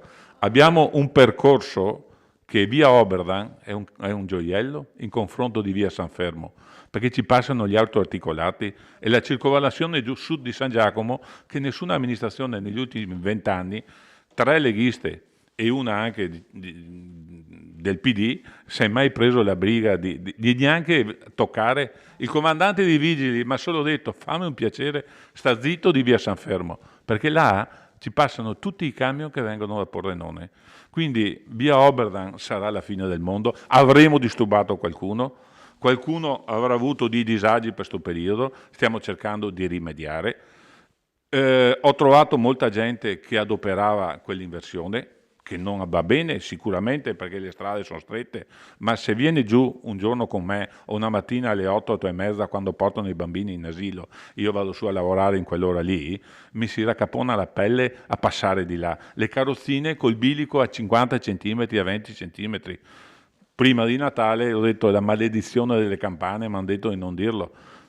La sera prima si accoltellano, la sera dopo un personaggio alticcio alle 5, quella sera lì si è portato via un palo della luce sul punto più stretto. Ma via San Fermo... Lì è la maledizione, non l'hai finita. La gabbia di ferro per i leoni che hanno fatto a San Giacomo, mi hanno detto che non capisco l'arte moderna, ma non capisco neanche quella antica. Altro punto critico che non risolveremo mai, perché San Fermo è una criticità assoluta, si metta là qualche volta da 50 metri prima del semaforo a 100 metri dopo il semaforo. Mi dice che c'è un marciapiede, che c'è una ciclabile. San Giacomo, via Sant'Antonio / Piazza Fiume. Ci sono 100 metri dove c'è la torre che è meglio non guardare quando la gente va nell'edicola, va nel bar, va da palludetti delle scarpe, perché lì ho visto io passare la gente nelle ruote dei camion, ma farci il giro della ruota. Non le dico la scena raccapricciante, non sapevamo neanche cosa fare sta signora anziana. E là via Oberdan ci è andata bene, non è successo niente, ma penso in 60 anni di vita di aver visto un 15-20 persone malamente finite in via Sant'Antonio, via in piazza Fiume e anche in via Caviglia e anche giù in via Menarè, perché qualcuno si è preso un platano, sti benedetti platani che tutti dicono non si possono tagliare, ogni tanto vede che c'è un fiore e là se ne è piantato uno, non si muovono mica, non si muovono mica. L'unica volta che ho visto un platano andare giù è quando uno gli è venuto sonno davanti al mio negozio e c'era una macchina parcheggiata davanti al platano e ha detto: e dov'è? La macchina non c'era più, era una scatola. Era uno di Fais che è ancora vivo, poveretto, un certo Segat, che quando è andato fuori ha guardato dov'è la macchina. Adesso non ce ne sono più là perché sono morti tutti ammalati. Sono quasi tutti morti ammalati, per fortuna. Bene. Comunque ci sono delle criticità avanti. ancora più critiche di via Oberdan, ok? E speriamo che in questo piano, là sono cose successe. Allora, dopo se vuole la porto giù per via dell'asilo. Qualcuno ha proposto di far senso unico, ci ammazzano vivi perché da Via del Ponte non vengono più su.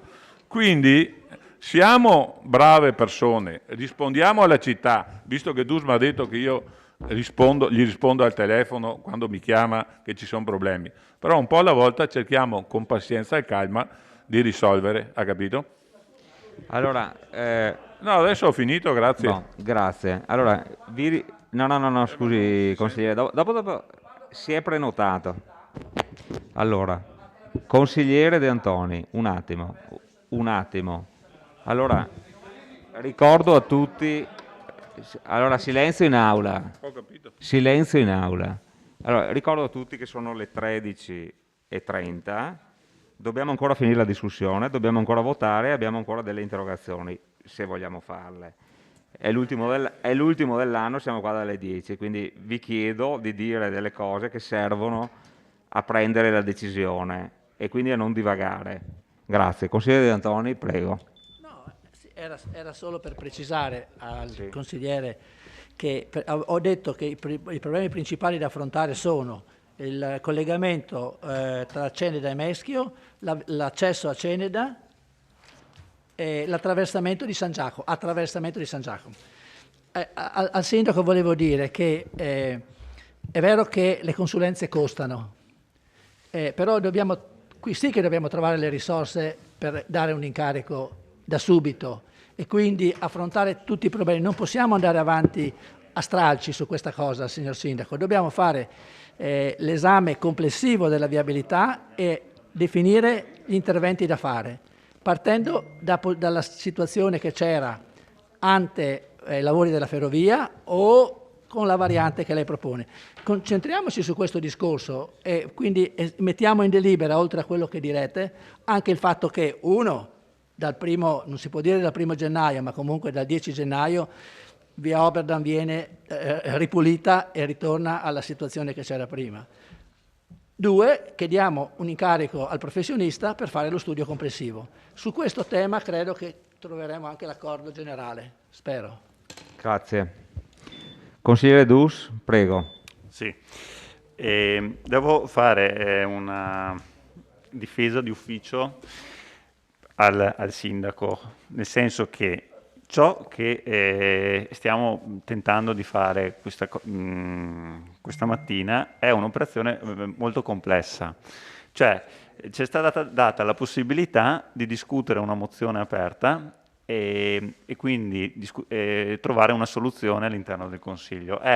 Forse è la prima volta che succede, probabilmente anche dal punto di vista normativo, la normativa non ci viene incontro, cioè come vengono scritte le delibere, eccetera, però credo che sia un esercizio di stile e un metodo che è questo sì una vera sperimentazione e stiamo vedendo anche le difficoltà, perché io credo che ognuno di noi potrebbe portare, come ha fatto il consigliere Darè, un'idea, una soluzione, no? E discuterla e votarla qua in Consiglio non è proprio semplice, perché ripeto, voi ci avete presentato 4 soluzioni, il consigliere Darè ha voluto metterci la virgola, io potrei mettercene un'altra perché magari posso dire il marciapiede lo vorrei...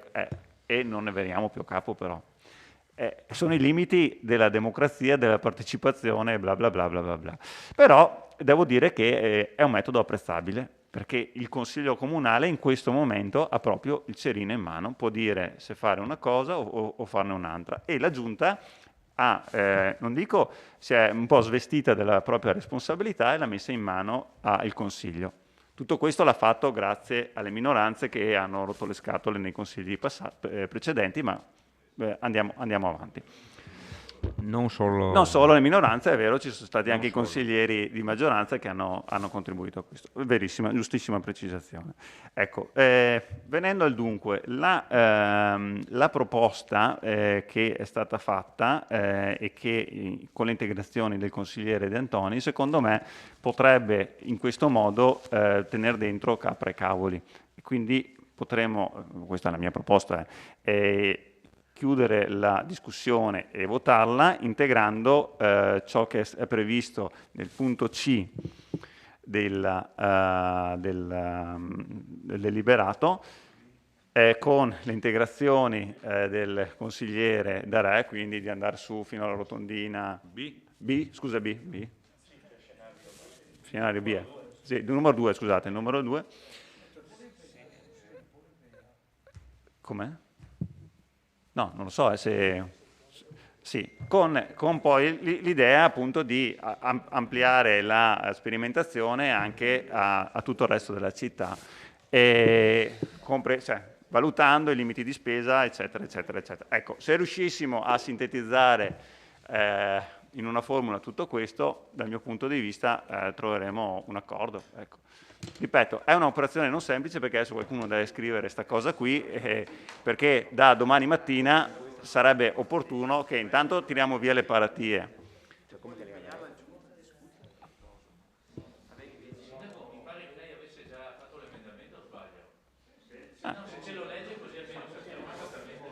Almeno, ecco.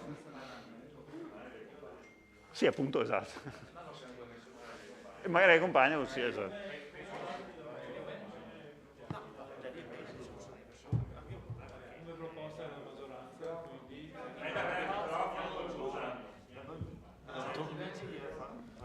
Quindi la proposta che mi sono preso l'impegno di trascrivere è questa, punto 1, di formulare i seguenti indirizzi.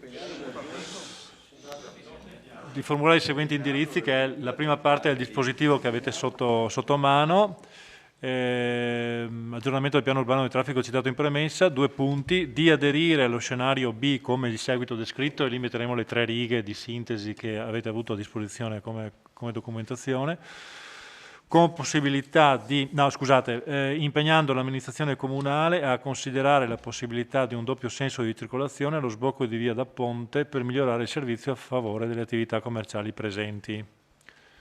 Questo è quello che ho tratto da... Impegnando l'amministrazione comunale a considerare la possibilità di un doppio senso di circolazione allo sbocco di via da Ponte per migliorare il servizio a favore delle attività commerciali presenti.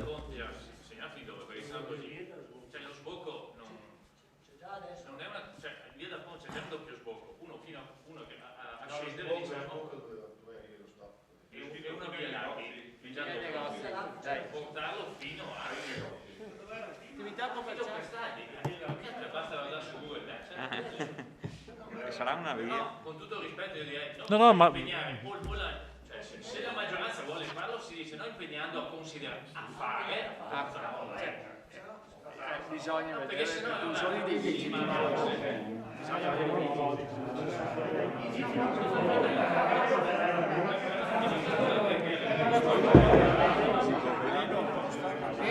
specifiche appena l'incrocio con via Coso.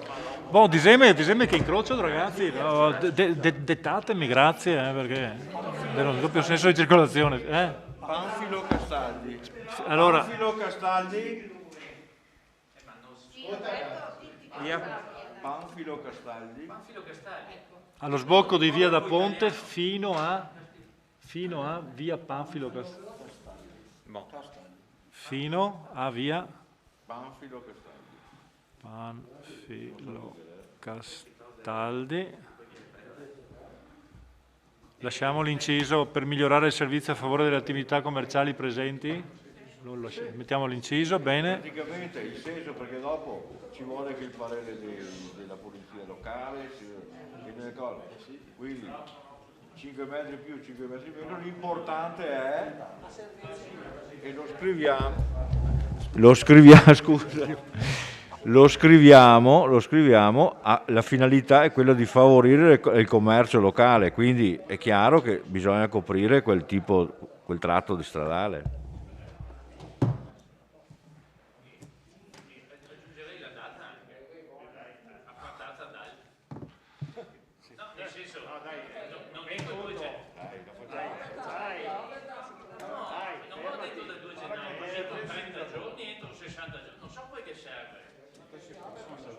Ma scusi, in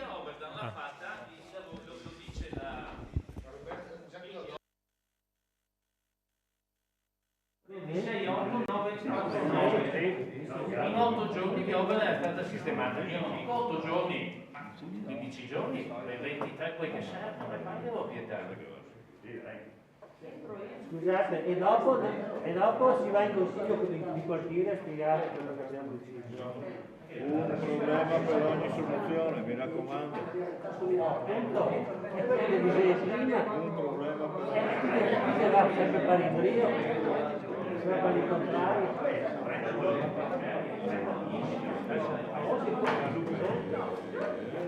Per me o si torna come prima, si parte per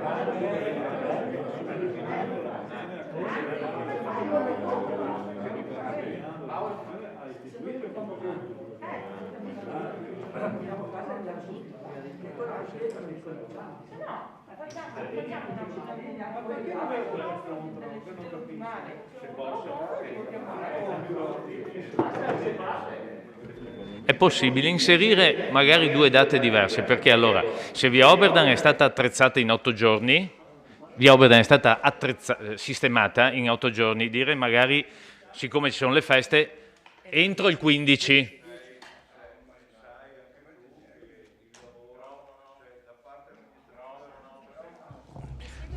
Sì. Sai anche tu che la parte amministrativa fa sempre agio rispetto a quella tecnico-esecutiva. Quindi, Vabbè, però sindaco, Scusate, ha ragione, però... 15 giorni no, perché se abbiamo la possibilità di fare la sagra di Sant'Iziano dobbiamo rivederla in quel periodo, no, ok? Com'è? Non ho capito. Se abbiamo la possibilità con il nuovo DPCM di fare la sagra di Sant'Iziano in Duomo, ci complica la vita, quindi 15 giorni, 30 giorni per piacere no, perché abbiamo questo problema. No, Sant'Iziano è 16 da Sì, sempre. il 16 le giostre se arrivano al 20, andiamo già No. capisce? No. Sì. Ecco. No, allora no. Vice Allora. sindaco, no. Allora, il 16 è un sabato, ok? Le giostre non arriva il 20, arriva prima, da sempre. Evidentemente lei non è un frequentatore della sagra di Sant'Iziano. Allora, io ho detto 15 giorni per via Oberdan, non per il Duomo che non c'entra nulla.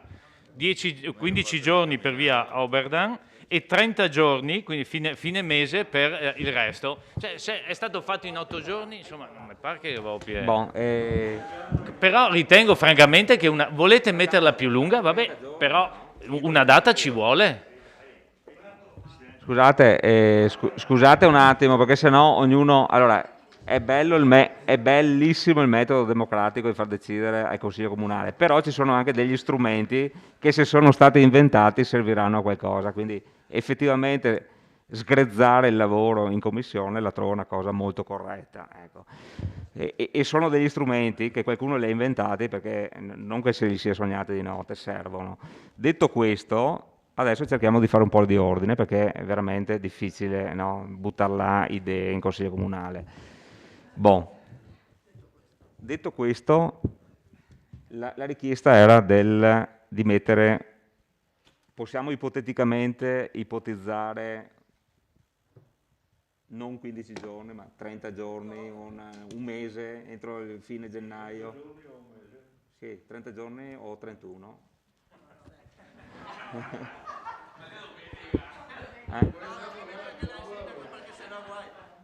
Non so, chiedo, e se no faremo un mese e mezzo. Non so.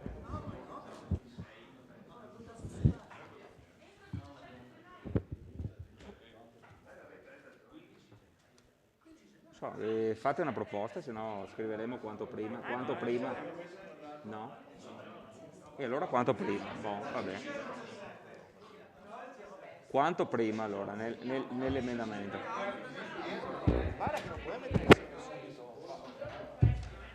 Quanto prima? Ma non è meglio. Vabbè, allora non mettiamo e basta, mettiamo i voti così, basta. Allora non mettiamo nulla, perché questa è la proposta dell'amministrazione. Tony? Non mettiamo nulla. Non mettiamo nulla, vabbè. Bene. Allora la proposta Allora non mettiamo nulla come date, andiamo avanti. Allora vedo che c'è il consigliere Rosset che deve fare il suo secondo intervento. Prego, consigliere. Sì, lo faccio come secondo intervento. Allora, io condivido, e per me va bene, la proposta che ha fatto il consigliere Tonon. Non voglio discutere sul cronoprogramma dei lavori perché forse chi è più addentro nei lavori pubblici così ne sa più di me. Io però adesso voglio anche sollevare un problema. Non chiedo di fare una mozione, però vorrei un impegno dall'amministrazione di tenere in considerazione quello che avevo già accennato la volta scorsa. E parlo di Via Diaz. Chiedo quindi all'amministrazione di prevedere un passaggio veicolare limitato, come già suggerito anche dal tecnico, negli orari e nei giorni in cui i ragazzi sono a scuola. E consideriamo anche che quella scuola viene utilizzata anche come centri estivi e quindi prevediamo anche questo qua, perché abbiamo parlato di tutto, di viabilità, di commercianti e non abbiamo parlato dei bambini. Era un problema che avevo sollevato già l'altra volta. Per cortesia teniamo conto di questo. Grazie. Ok. Grazie, consigliere Rosset. Consigliere Varaschin, prego. Buongiorno, grazie Presidente. Come anche il nostro gruppo aveva chiesto, gli studi sono stati fatti e con i dati presentati via Oberdan viene ripristinata. Ringrazio il Sindaco perché questi studi ci permetteranno di affrontare con i dati in mano le problematiche della futura viabilità vittoriese. Mi associo alla soluzione proposta dal consigliere Darè, quindi la soluzione B. Faccio anche direttamente la dichiarazione di voto. Con le modifiche appena fatte avrà il nostro voto favorevole. Grazie Presidente. Grazie. Consigliere Varaschin, consigliere Bagliana.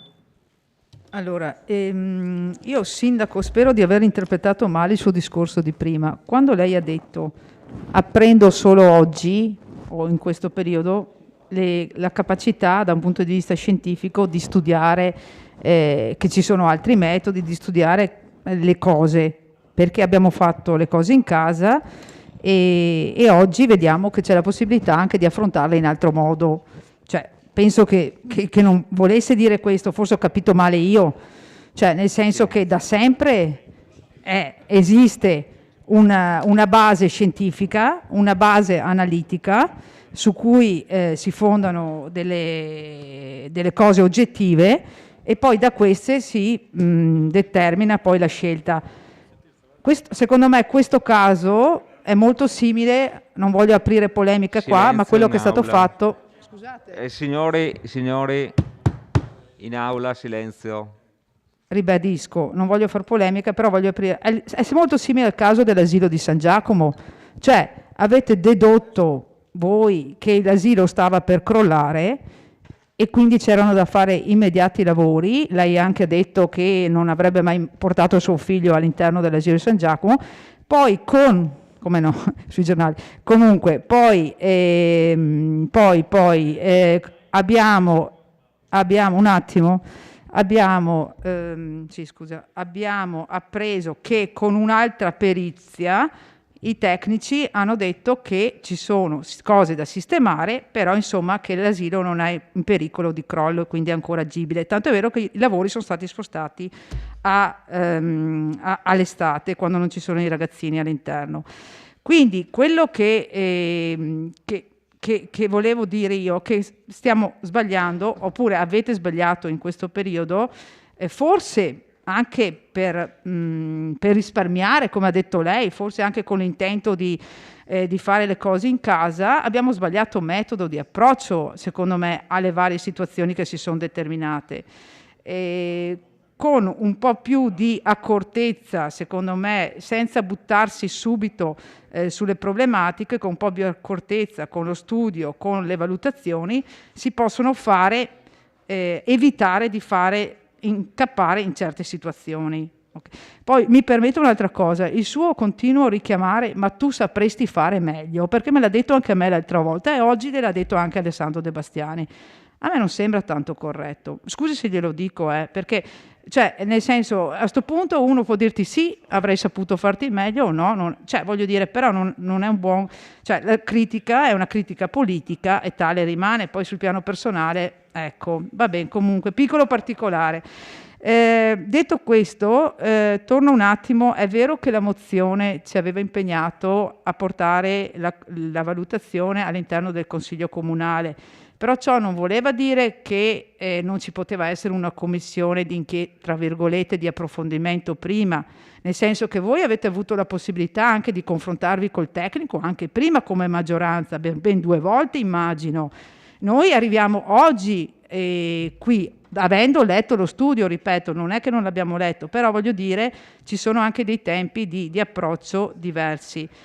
Altra cosa, detto tutto questo, io sono per riportare alla condizione precedente, tutta la situazione precedente, quindi prima della sperimentazione, e valutare attraverso la commissione, che secondo me è, come ha detto il Presidente del Consiglio, un organo importantissimo, uno strumento importantissimo, anche perché, per esempio, adesso non eravate indecisi se 1 mese, 2 mesi per togliere via Oberda, 1 mese, 30 giorni. Queste cose qua si arriva in Consiglio Comunale con una decisione abbastanza presa, nel senso che ci mettiamo qua a discutere 20 giorni, 30 giorni, cioè queste cose qua si potrebbero evitare qualora ci fosse appunto un lavoro preliminare.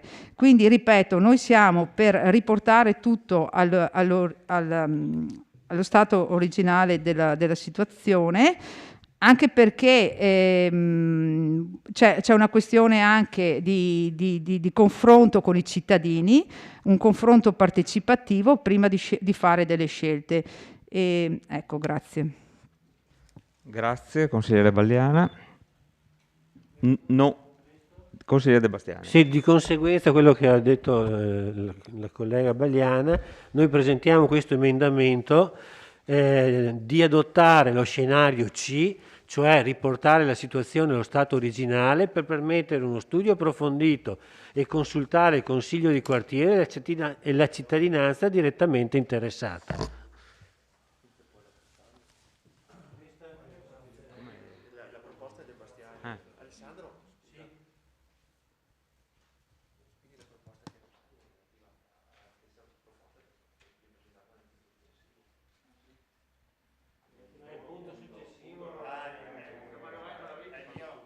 Il punto successivo... No, siccome l'avevate firmato in 6, pensavo fosse anche suo. Sì. È accorpato? Sì. Vabbè. Sì, non mi ricorderei neanche che era un punto successivo. Sì. Questa è la soluzione originale. B e C.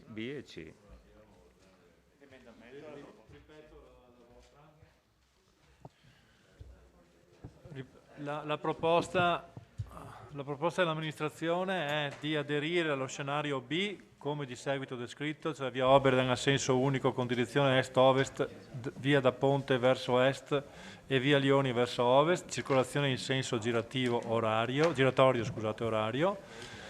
impegnando l'amministrazione a considerare la possibilità di un doppio senso di circolazione allo sbocco di via da Ponte fino a via Panfilo Castaldi per migliorare il servizio a favore delle attività commerciali presenti. Questo. L'altro? Quello del De Bastiani? Sì, di adottare lo scenario C, cioè riportare la situazione allo stato originale per permettere uno studio approfondito e consultare il Consiglio di quartiere e la cittadinanza direttamente interessata. Questi sono i 2 emendamenti proposti. Anche De Antoni un emendamento. Sì, mi sembra che avesse chiesto la parola l'assessore Antiga. Prego. Mentre preparano gli emendamenti, prego, assessore. Grazie Presidente, mi conceda delle considerazioni sul punto finali, ma comunque doverose.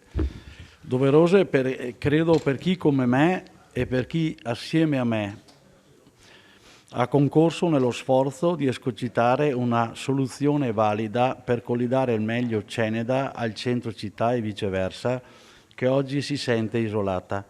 È stato comunque confortante vedere che dallo studio del professor Della Lucia quella sperimentata sia risultata la migliore delle 3 prese in considerazione, anche se non in maniera eclatante, visti i numeri tipici di passaggio auto vittoriesi, ma questo era anche prevedibile, visto che di fatto il flusso di traffico da est, autostrada Conegliano, e da sud cimitero per il centro, è rimasto lo stesso di oggi, che non privilegia di fatto il passaggio per Ceneda. Secondo il nostro intendimento, il flusso verso il centro attraverso via Oberdan sarebbe cresciuto quando fossero state messe in atto le ulteriori variazioni pensate per indurre il traffico proveniente da sud-est di passare per Ceneda, per raggiungere poi il centro città su via Oberdan, stimolando in quel percorso nuovi interessi commerciali e non solo commerciali. Vi ricordo che le previsioni comunque legittime fatte da alcuni cittadini che andavano poi a costituire il comitato di via Oberdan trovavano sbagliato il solo pensare ad una modifica così fatta, valutando che al massimo una trentina di macchine avrebbero approfittato di quel percorso. Su questi erano anche pronti a scommetterci qualsiasi cosa. La sperimentazione poi, ma la sola sperimentazione, ha invece evidenziato che non sono state 30 le autovetture quotidiane, ma una media su 8 giorni di test di 650. E tale numero sarebbe aumentato sensibilmente con il superamento del periodo Covid, con la maggiore abitudine che seguisse quei tempi più lunghi, con il maggior traffico su Ceneda che si sarebbe generata con le future variazioni messe a fuoco con un più ampio studio viabilistico già commissionato dal professor Della Lucia e che oggi ne abbiamo avuto una prima impostazione e valutazione. Un esempio può essere quello della bretella infame, che secondo alcuni era un'opera inutile, mentre oggi, ancora se manca della rotonda su via da Bersana e del collegamento della zona industriale, è incontestabilmente funzionale e rende la via del lavoro molto più vivibile di prima, che era intasata dall'intero traffico leggero e pesante. I benefici che abbiamo cercato non erano solo quelli legati ad un percorso più breve o veloce da Ceneda e il centro, facilmente misurabile, con una minor perdita di tempo e considerati che sono 150 km al giorno in meno che un'auto fa per il centro di Vittorio Veneto, generando solo inquinamento con impatto ambientale che non è sicuramente migliorativo. Ma come evidenziato in Commissione Viabilità, doveva alleggerire sensibilmente il numero delle auto che avrebbe usato via Diaz, la strada della scuola, o alternativa via della Peruchina, che è un incrocio spesso intasato e per questo non proprio agile e sicuro. Solo ora ne abbiamo la testimonianza con questa modifica, un minimo di 650 auto al giorno non passerà più su via Oberdan, ma necessariamente dovrà prendere eventualmente via Peruchina e via Diaz. Il non consentire l'attraversamento poi, che ho sentito criticato, di via Galilei provenendo da via Oberdan Est, era stato pensato per indurre il traffico di piazza Meschio ad usare la più diritta via Diaz a est per raggiungere il centro città, senza attraversamenti, cosa sempre possibile con la stessa identica grado di difficoltà che c'era prima.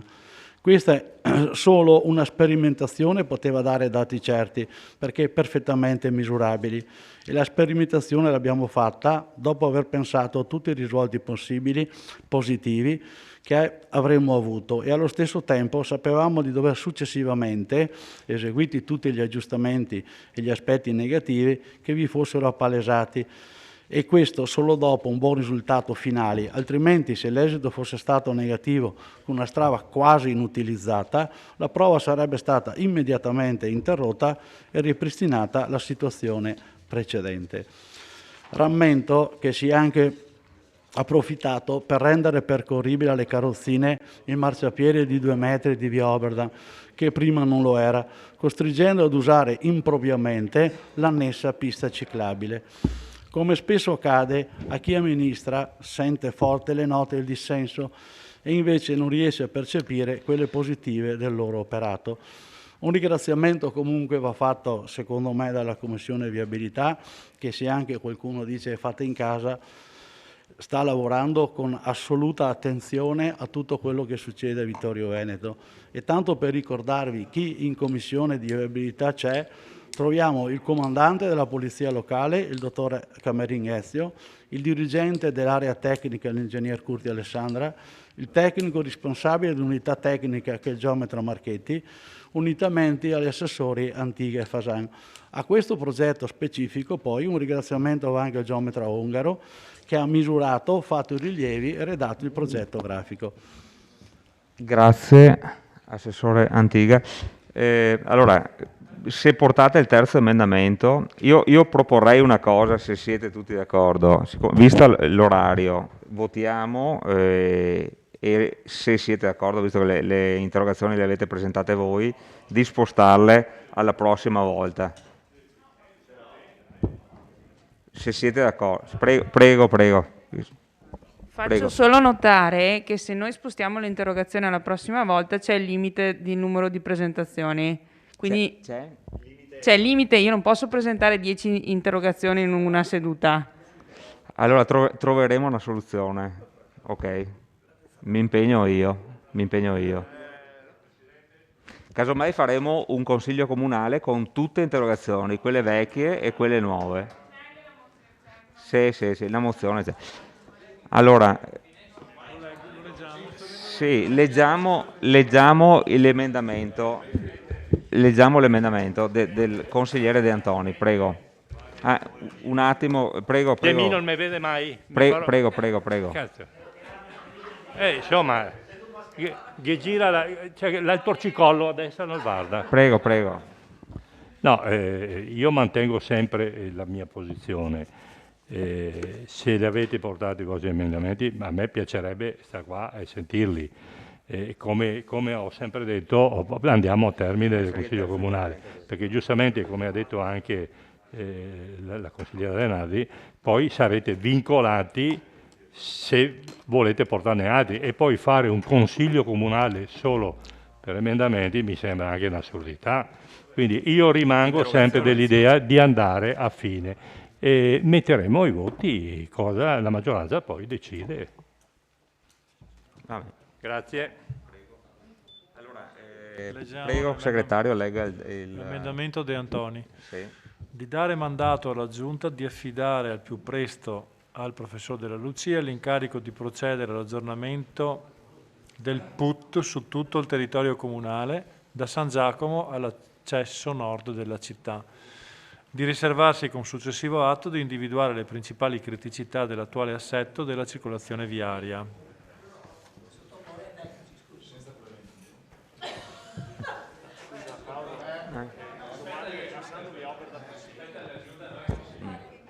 Sì, però vabbè,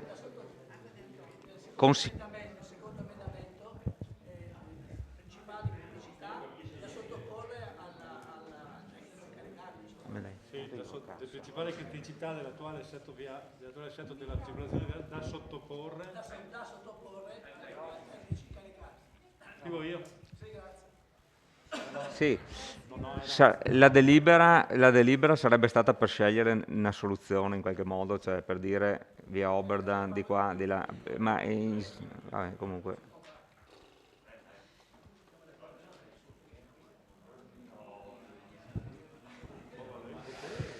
Boh, allora. Cosa votare prima? L'ultimo? Sì. Antoni. No, prima il De Antoni, poi il De Bastiani, poi il vostro.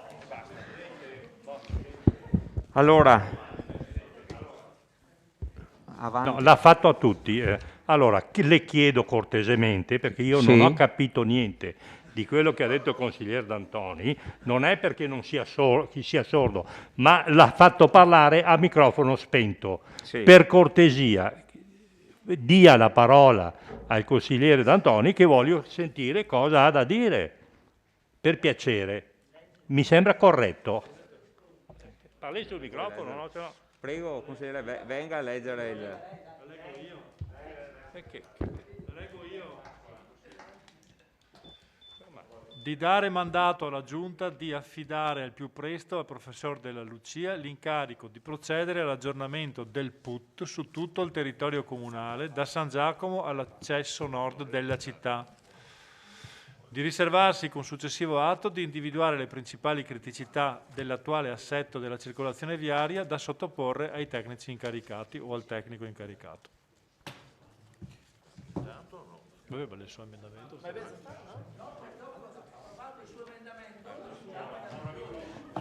Scusi, le ho detto prima che l'ampliamento del lavoro dei tecnici è cosa già fatta.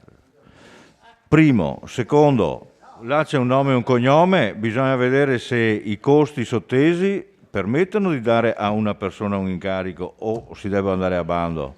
Quindi mi pare fuorviante e sbagliato quello che dice. Comunque gli emendamenti sono fatti per presentarli, si votano o non si votano, quindi avanti, andiamo al voto, se non si vuole votare si Emendamento cassa. di Antoni, quindi votate. Allora, avanti. Dai.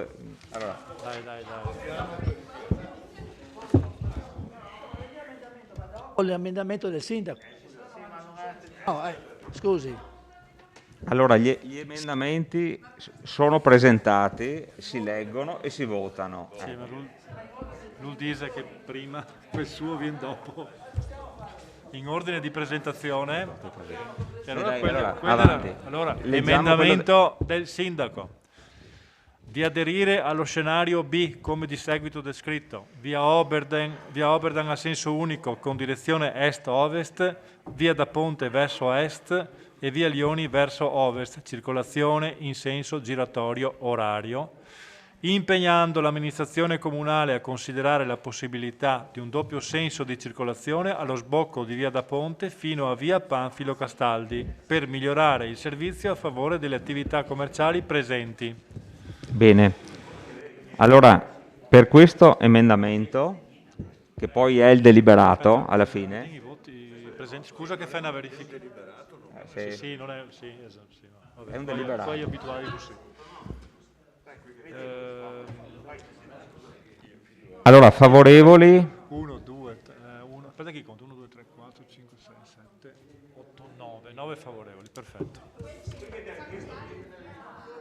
No, quanti 9? Sì. Contrari? Astenuti?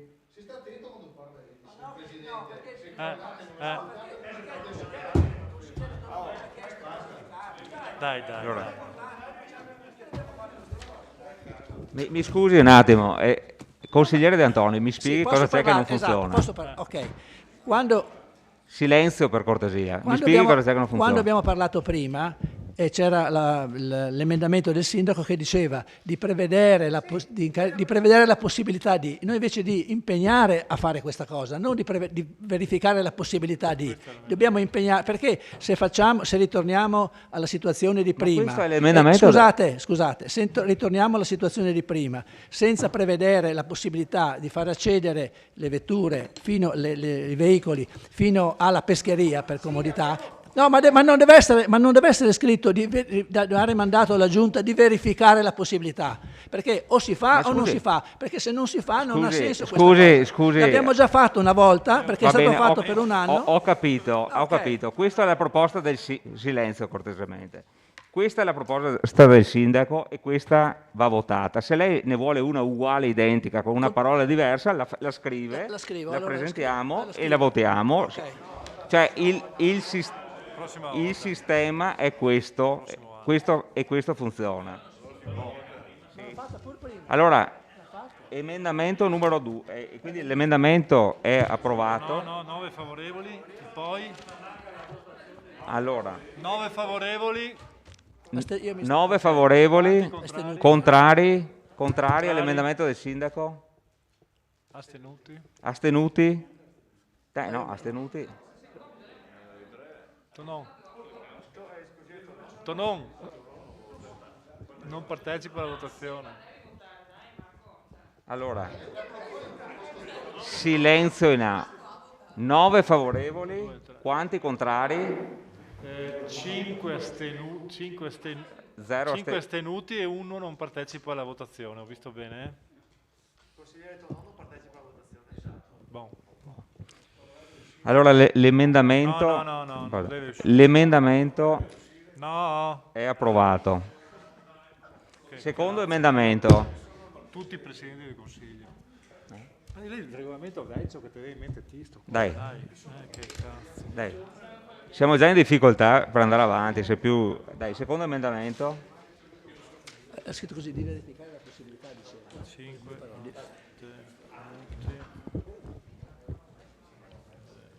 un attimo. Dica che io presento, chi io che lei è attivo? Sì. No, non lei No, il no, secondo. De Bastiani. De Bastiani. De Bastiani. Dammi sto qua. Questo riesco a leggerlo. Aspetta un attimo. Allora, leggo perché poi votiamo. Di adottare lo scenario... Silenzio.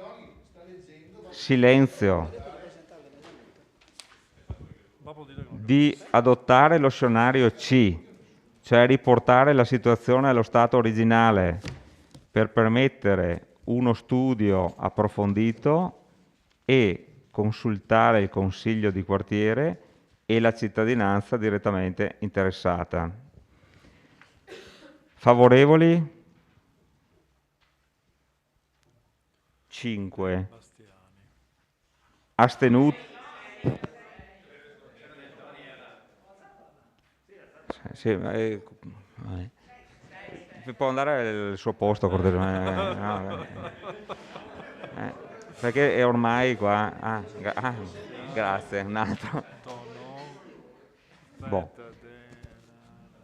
Allora, favorevoli 5. 6, scusate. Contrari? 9. 3. Astenuti?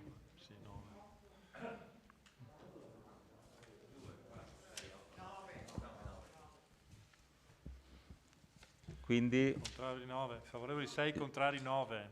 l'emendamento non è approvato.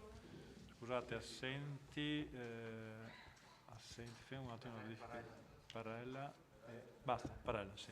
Questo è il terzo, Quindi ultimo? 9, 6 a 9, quindi è 10 a 9, scusate, ma se lei L'emendamento del sindaco. assente solo che Parella, lei assente Parella e da Re. Boh. Terzo emendamento, De Antoni.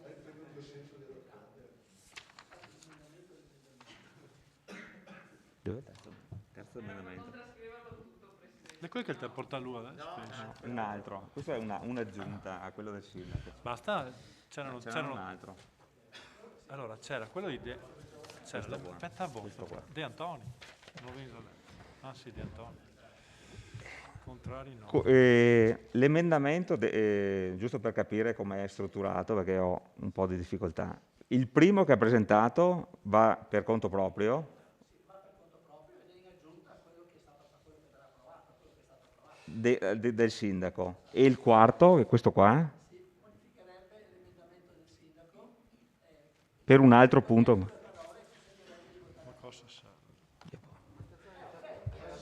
È giusto per perdere tempo. Togliere l'emendamento del sindaco. Di verificare la possibilità. Allora, allora, facciamo così. Allora, un emendamento De Antoni dice prende per buono l'emendamento del sindaco, solamente dice di togliere dall'emendamento del sindaco le parole, tra virgolette, di verificare la possibilità, chiuse virgolette. Votiamo questo emendamento.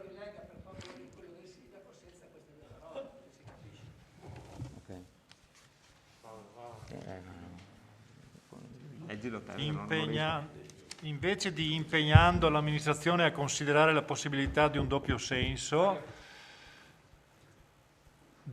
o verificando la possibilità di no, scusa, dall'emendamento al sindaco le parole di verifica, ok, sì. Quindi impegnando l'amministrazione a... No, ha detto di togliere delle parole che non ci sono, io non so. Ho capito, ma siamo qua tutti a perdere tempo. Vabbè. Ha sbagliato, dai, ancorché sbagliato. Questo è... Cosa ho dovuto fare? Non riesco a leggerlo perché non ci sono le parole, comunque votiamo l'emendamento. Votiamo l'emendamento, tanto allora, sì, dai, votiamo l'emendamento che dice di togliere dall'emendamento del sindaco le parole, tra virgolette, di verificare la possibilità. Favorevoli? Se non ci sono le parole, credo sia meglio aspettare 30 secondi e scrivere l'emendamento come si deve, cioè con le parole dell'emendamento. 30 secondi. Guarda, 30 secondi. Allora, fermi. Se non arriviamo a mezzanotte. È solo per perdere tempo questo, perché tanto no. È solo per perdere tempo. Dai. Sedetevi, dai, è solo per perdere tempo, perché sennò qua... Dai. Non è il Covid oggi che bisogna invertere finestre ogni 10 minuti. Scrivete... L'emendamento del sindaco le parole. Ma...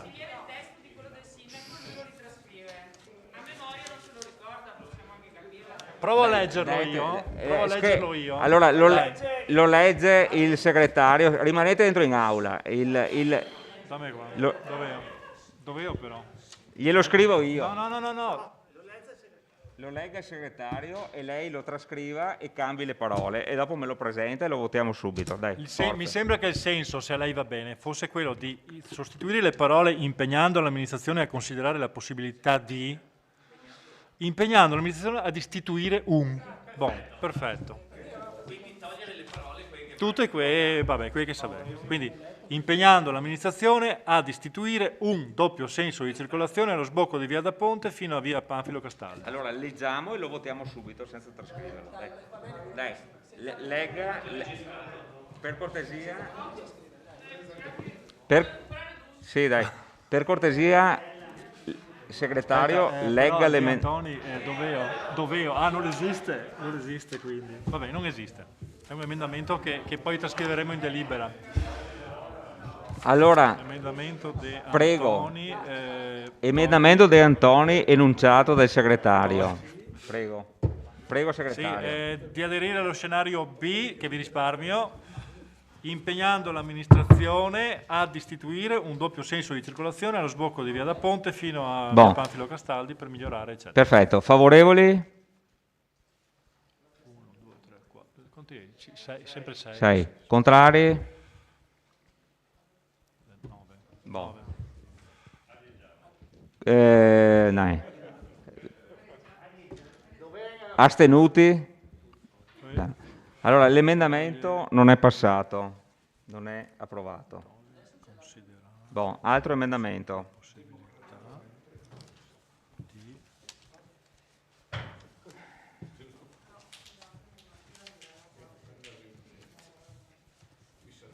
Ultimo emendamento, forza.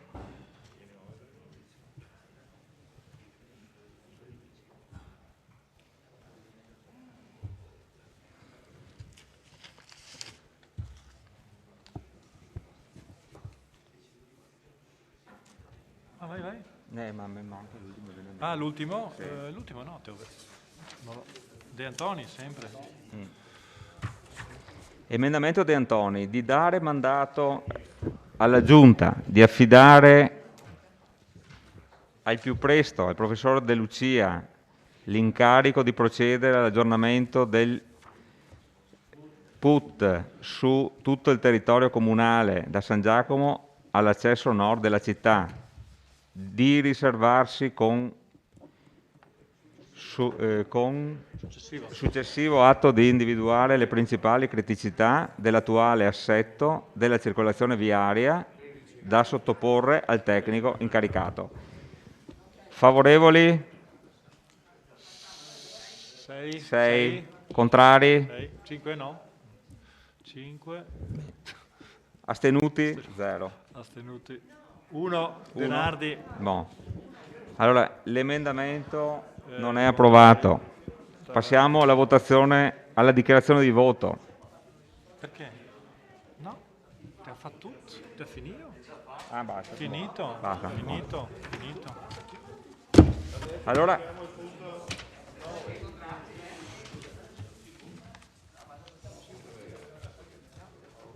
ormai ho fatto 30 fino a 31. no, ma Votazione di che? Non erano emendamenti, volgarmente detti emendamenti, ma gli deliberati sti qua. Aspetta, nessuna votazione. allora, la delibera quindi È approvata. è approvata Con? con l'emendamento, con il deliberato che ci leggerà adesso in via definitiva il segretario. Leggi per l'ennesima volta, grazie. Delibera di formulare i seguenti indirizzi in merito alle scelte viabilistiche coinvolgenti i quartieri di Ceneda Meschio, centro cittadino, in esito al servizio professionale di aggiornamento del PUT citato in premessa. Di aderire allo scenario B, come di seguito descritto, via Oberdan a senso unico con direzione est-ovest, via da Ponte verso est e via Lioni verso ovest, tra parentesi circolazione in senso giratorio orario, impegnando l'amministrazione a considerare la possibilità di un doppio senso di circolazione allo sbocco di via da Ponte fino a via Panfilo Castaldi per migliorare il servizio a favore delle attività commerciali presenti. La delibera è approvata. Approvata. È già stata. No, ma scusate, posso? Facciamo un'ulteriore Presidente? votazione. Sì, prego, prego. Sì, non è neanche un tecnicismo, perché questa, e qui rispondo a De Bastiani fin dall'inizio, questo qui è un mero atto di indirizzo, non ha una denominazione nel vostro regolamento, in qualche comune li chiamano ordini del giorno, quindi un mero atto di indirizzo non significa delibera, significa atto politico che viene sottoposto a votazione. L'abbiamo lasciato aperto proprio perché c'era l'impegno da parte dell'amministrazione a formulare diverse ipotesi e su queste sottoporle alla votazione del Consiglio Comunale. Così è stato fatto, sono stati chiamati emendamenti perché siete abituati a chiamarli emendamenti, ma di fatto queste erano proposte di deliberati, per cui vale il deliberato che ha acquisito i voti favorevoli che consentono di essere denominato tale, quindi quello della maggioranza.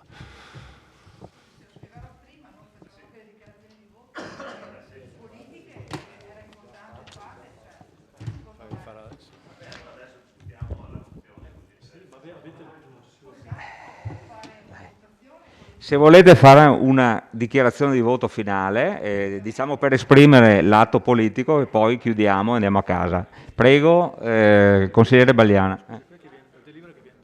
Vuoi fare la dichiarazione di voto? Prego, consigliere Rossetti. Ovviamente noi, come già avevo anche, si era capito dal mio intervento, votiamo a favore. Ho sentito al telefono il consigliere Darè e a proposito della tempistica di togliere quei divisori in via Oberdan, ha detto che se decidiamo di toglierli, come abbiamo deciso, ci pensa lui domani mattina col flessibile e li porta via subito. Grazie. Quindi il mio suggerimento non serviva. No, serve. Non nel senso che lo fa prima. Lo fa prima.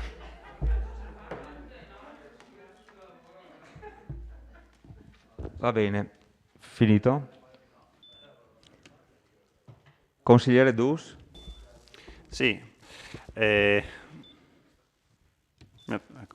sì, diciamo che è stato lungo e faticoso, molto probabilmente è più difficile decidere di togliere che decidere di mettere e installare, perché ci abbiamo messo 13 ore per arrivare al punto secondo me nodale.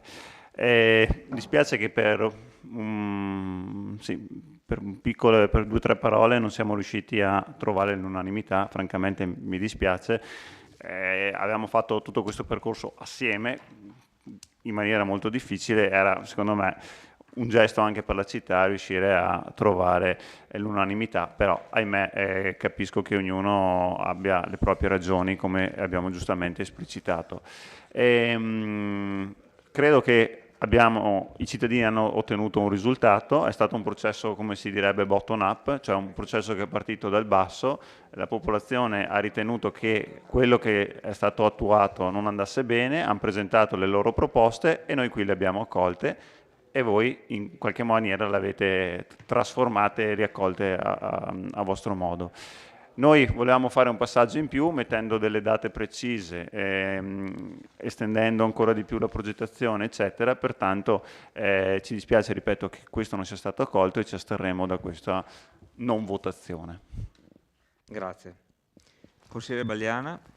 Faccio anche io la dichiarazione di voto e noi ci asterremo e prendiamo atto della decisione della maggioranza di rimettere via Oberdan come era in precedenza e anche perché sollecitati poi dai cittadini e dalle presentazioni delle nostre mozioni siamo arrivati a questo risultato finale e quindi di questo diamo atto alla maggioranza sul ripensamento di questa scelta. Viceversa rimaniamo un po' in disaccordo sulle modalità di approccio al Consiglio Comunale relativamente a queste scelte che, ripeto, devono essere ponderate e discusse all'interno degli organi, degli strumenti del Consiglio Comunale, cioè le commissioni, e poi arrivare in aula con delle idee un po' più chiare e un po' più giuste, insomma, ecco, grazie. Grazie. Consigliere De Antoni. Anche il mio voto sarà di astensione, perché se da un lato sono soddisfatto del fatto che si sia deciso di eliminare la sperimentazione di via Oberdan, prendo atto però della mancata volontà di proseguire con uno studio su tutta la viabilità comunale, uno studio fatto in maniera scientifica senza banali e artigianali sperimentazioni. Mi dispiace che non sia stata accolta la mia proposta, ma non mollerò e cercherò anche nelle prossime occasioni di portare avanti questa idea, che è la più corretta, scientificamente dimostrata anche oggi dai tecnici, che non si può procedere in maniera artigianale, ma bisogna procedere su queste cose in maniera scientifica. Quindi il mio voto sarà di astensione. A questo punto faccio anch'io una dichiarazione, ma più che altro come atto politico. Il gruppo di Forza Italia non può essere che soddisfatto per la delibera che riporta via Oberdan nelle condizioni iniziali di normale funzionamento, ovvero nelle condizioni a prima della sperimentazione, che ha creato un po' di problemi, abbiamo visto. Ecco, quindi noi ringraziamo per il fatto che siamo riusciti un attimo a riportare la soluzione nella situazione precedente. Direi che a questo punto mi rivolgo al capogruppo DUS, la delibera la ritiriamo perché è superflua, abbiamo discusso parecchio di questo argomento. Le interrogazioni le rimandiamo la prossima volta e poi ci risentiamo per come no.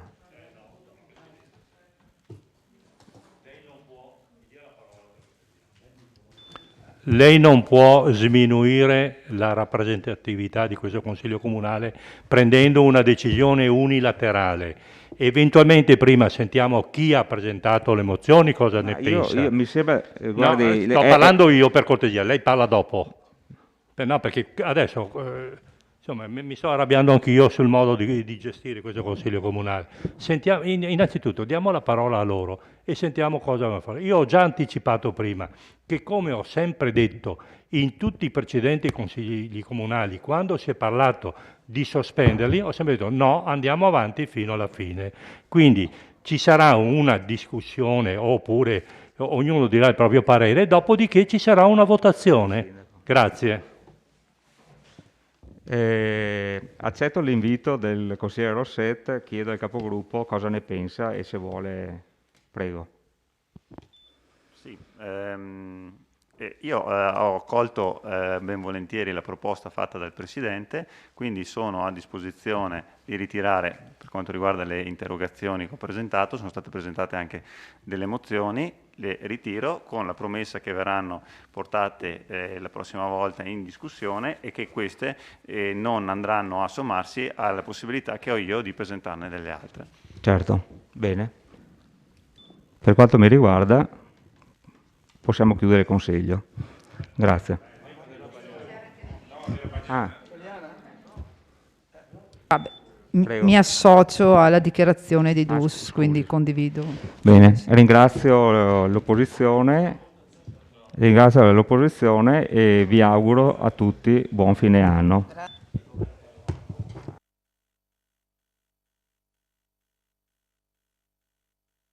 Particolare ringraziamento secondo me va al vice sindaco Posocco che si è adoperato tantissimo in questo periodo, l'ho visto lavorare giorno e notte per poter portare a casa un traguardo ambizioso, insomma, di portare il bilancio entro fine anno, quindi grazie vice sindaco.